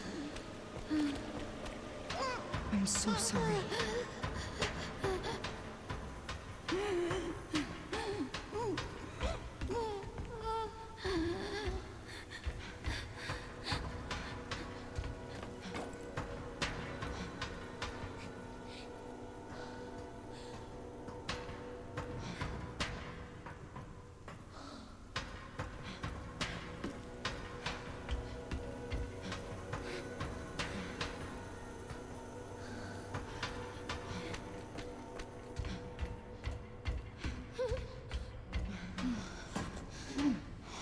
Dead end.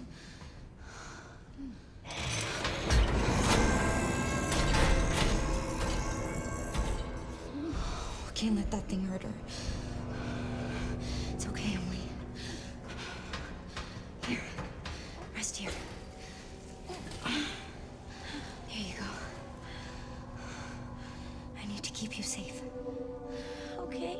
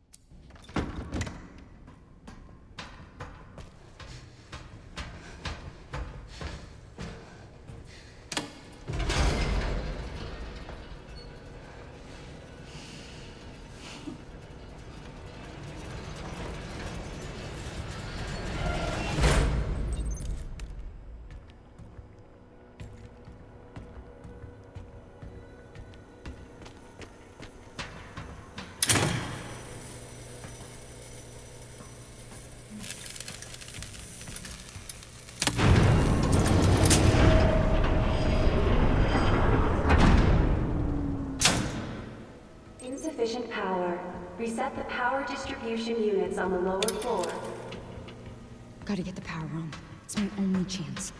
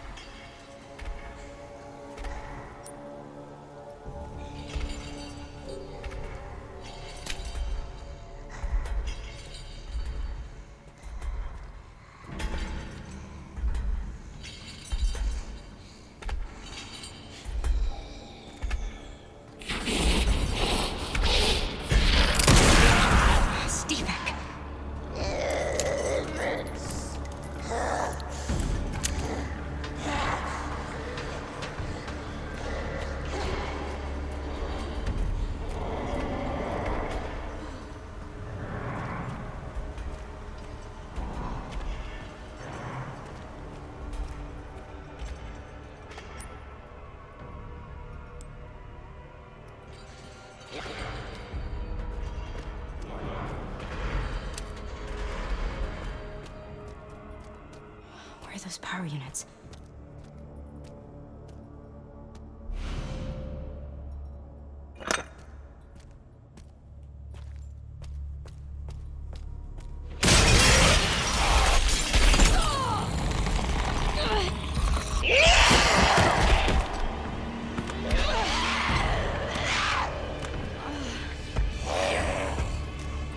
What the fuck?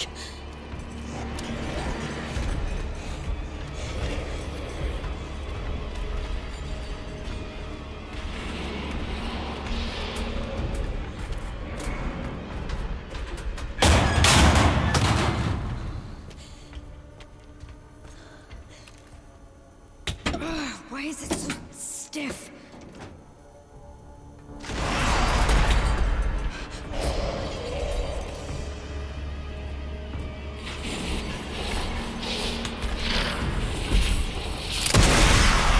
Just die already.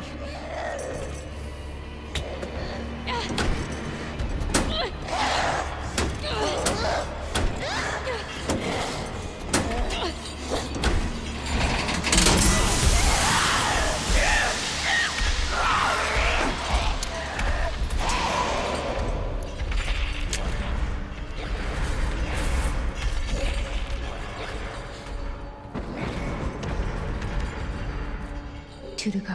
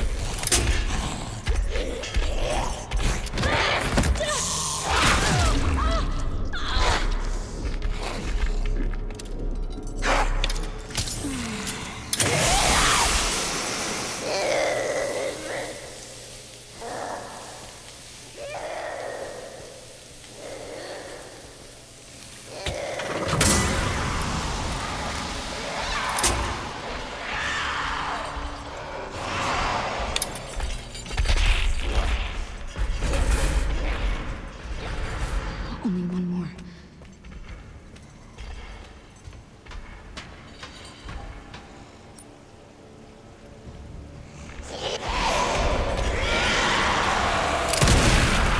Give me a break.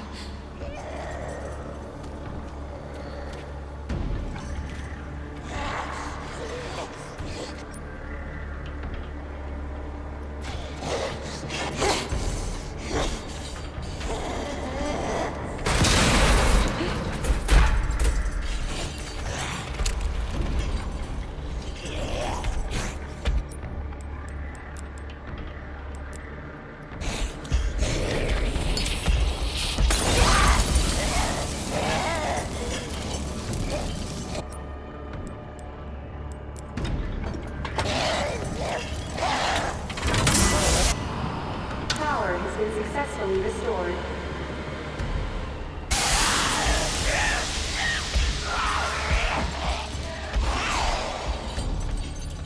This should open the hatch. I need to hurry.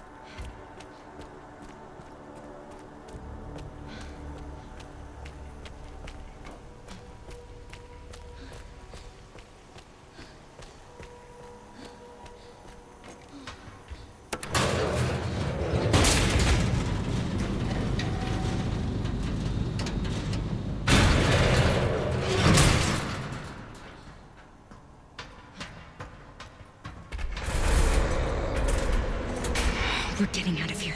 Get out of the fucking way.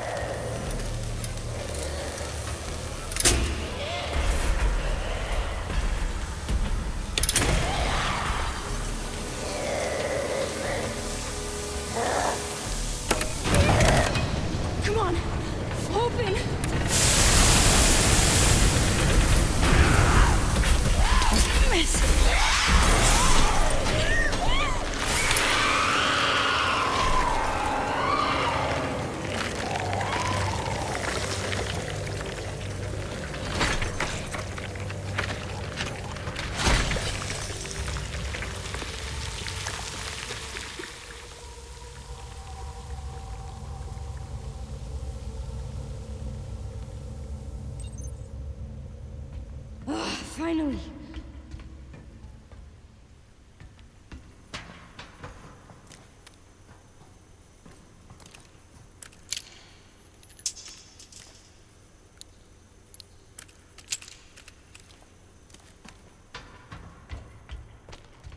Emily, please be okay.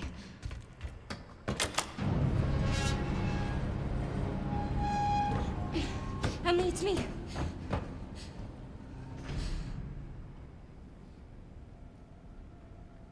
Emily? Oh no! Wake up! Come on! Oh shit. Oh no. Oh, Emily! 1, 2, 3, 4, 5, 6, 7, 8, 9, 10, 11, 12, 13, 14, 15, 16, 17, 18, 19, 20, 21, 22, 23, 24, 25, 26, 27, 28, 29, 30. Oh, come on, Emily. 1, 2, 3, 4. Wake up, Emily!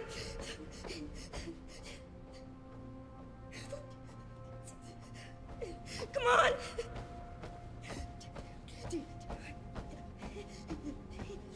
30.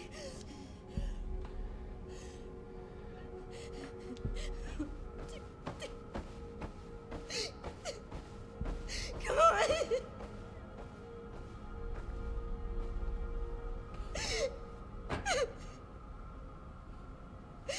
Emily!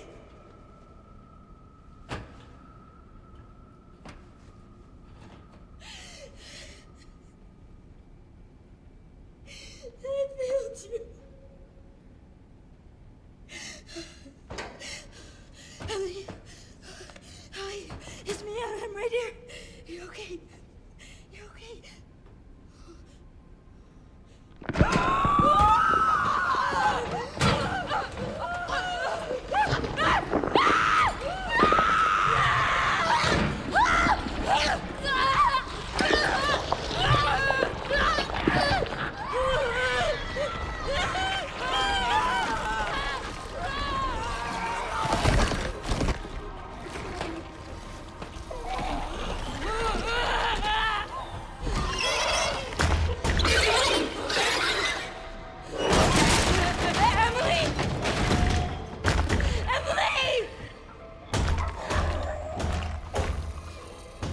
Emily?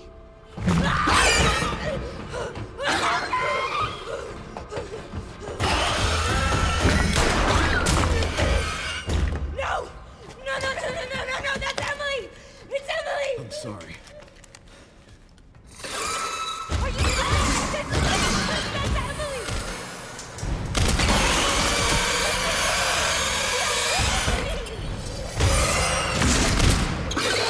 No, please stop, please! Please stop, please!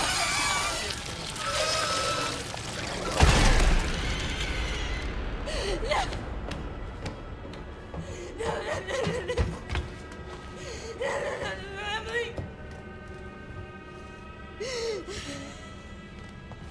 I wanted to save her! You don't understand. It's No, I never would have escaped without her. This is all my fault. Again. Look, I get it. Trust me, I get it. But we're still alive. We have to keep going.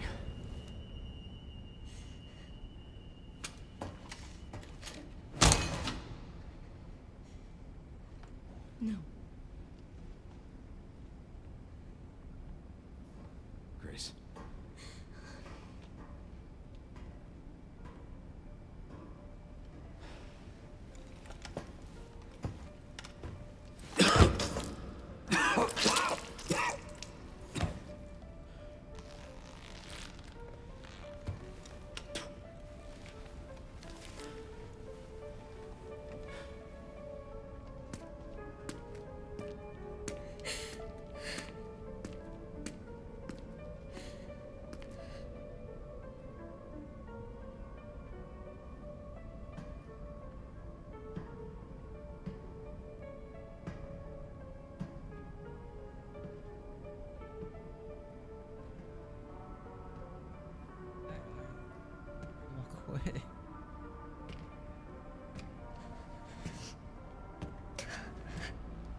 Elpis is within reach, Grace. I'd like you to come with me. Come with you. Well, you feel lost, but you're not. You're exactly where you need to be.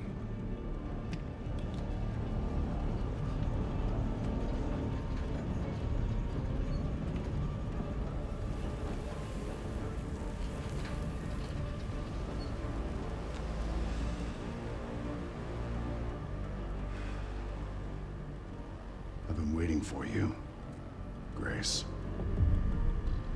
Who are you? Raccoon City. You're the reason for its destruction, but you're also the key to building a brave new world. You're the final piece. Let us show you your true purpose.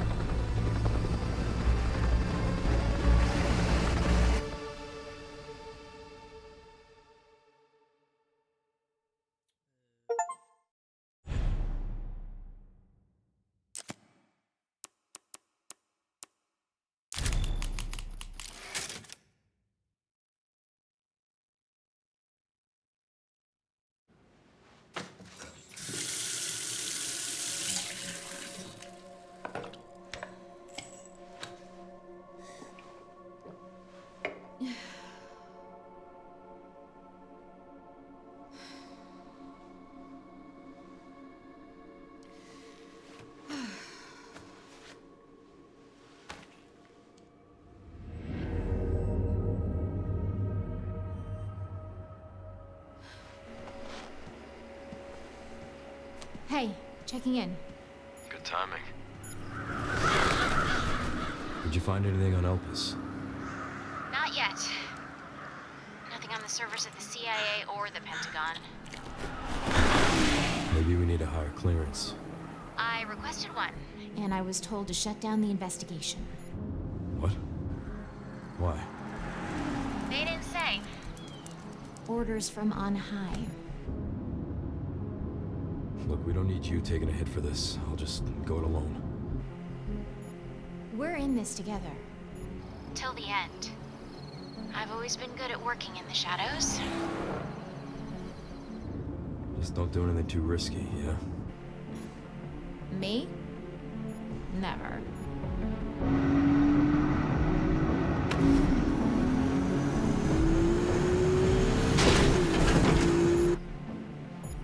I'm gonna find Grace. She definitely has something to do with Elpis.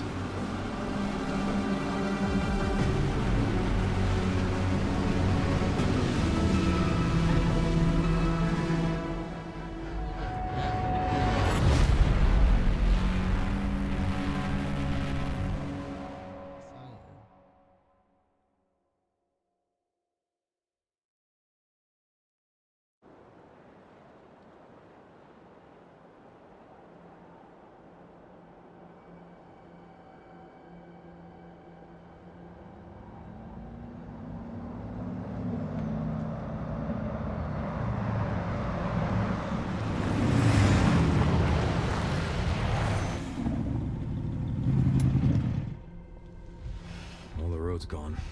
Gonna have to find another way around. All right. I'll leave that to you. I think I found a clue as to where they might be. Some coordinates on Victor's computer. Got it, thanks.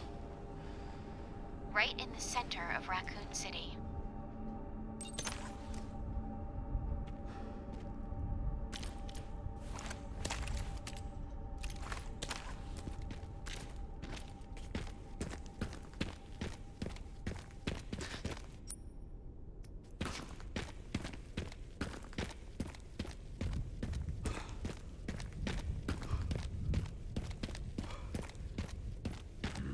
This way.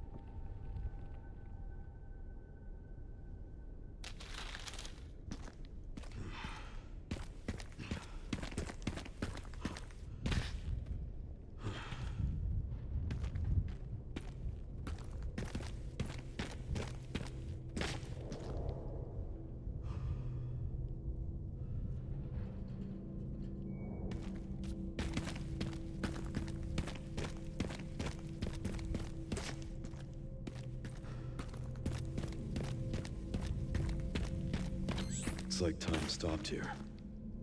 If not for Umbrella, it could have just been a normal city. Yeah. Now it's nothing but ash and memories.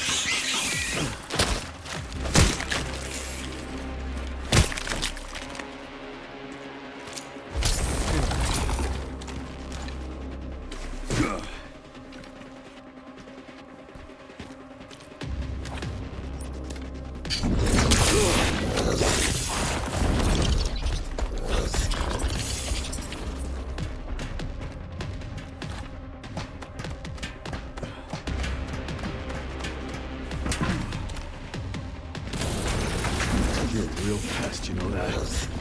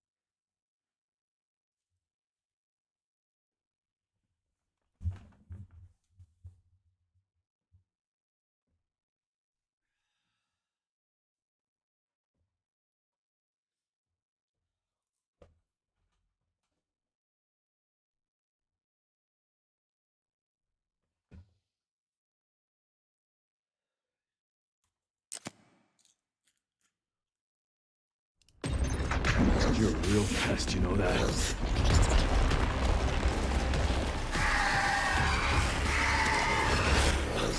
Guess I gotta squash you.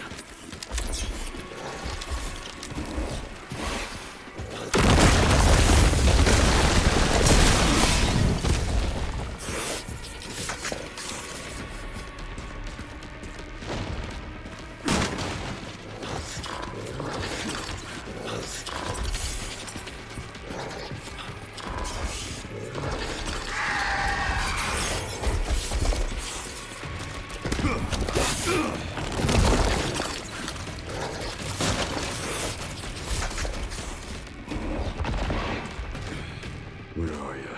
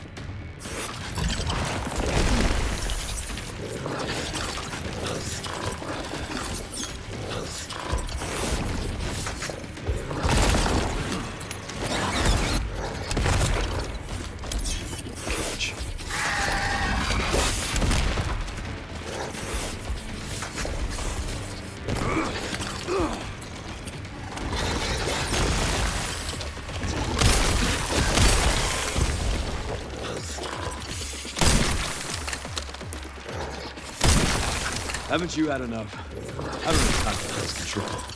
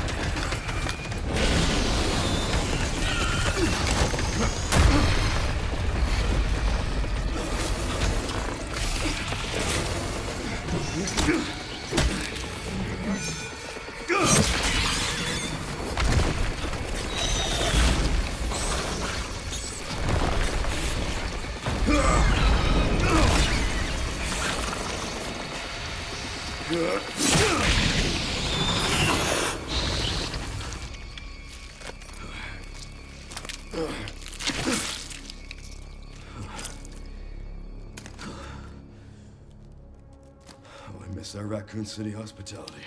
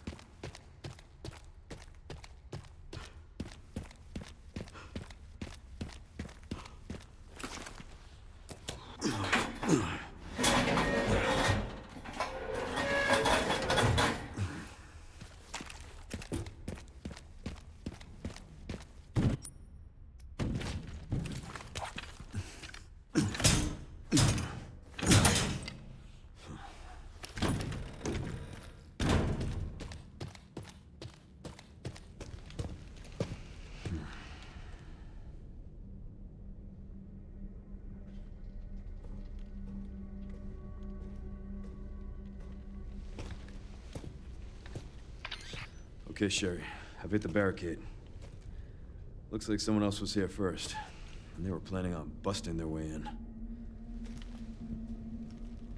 No way around?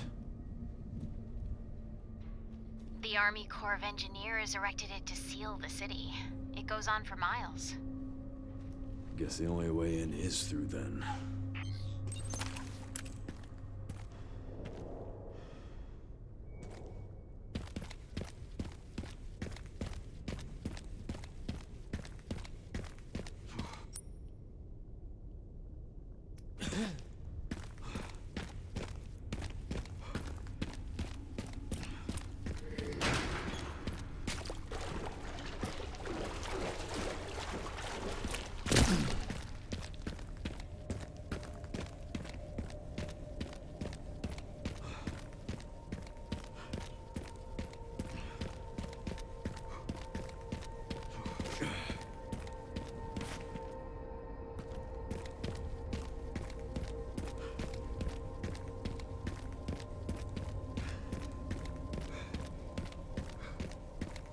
Whose camp is this?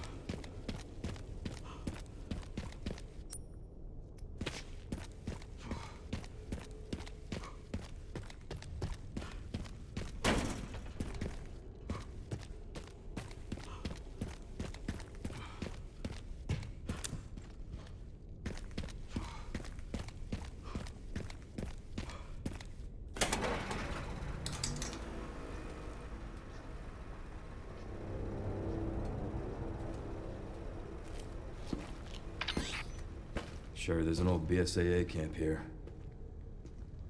Place is trashed. Looks like they left in a hurry. What were the BSAA doing in Raccoon City? Interesting. What is it? The computer's now locked. And they were also headed to the center of Raccoon City. Interesting, too. That reminds me. I dug a little deeper in the Pentagon's database, and I noticed something's missing.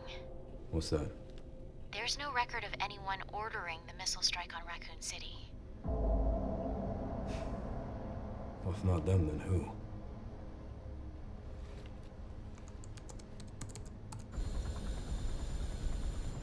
Leon triggered the alarm. It looks like your campaign to make the DSO stand down really didn't work, Zeno. I'll leave this matter to you, then.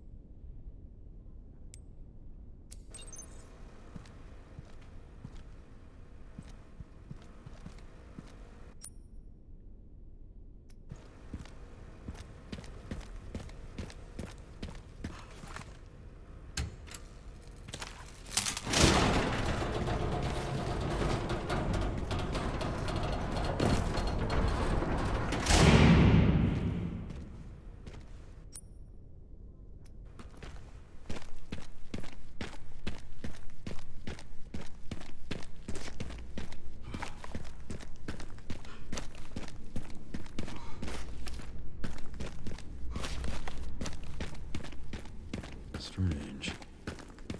Where are all the bodies?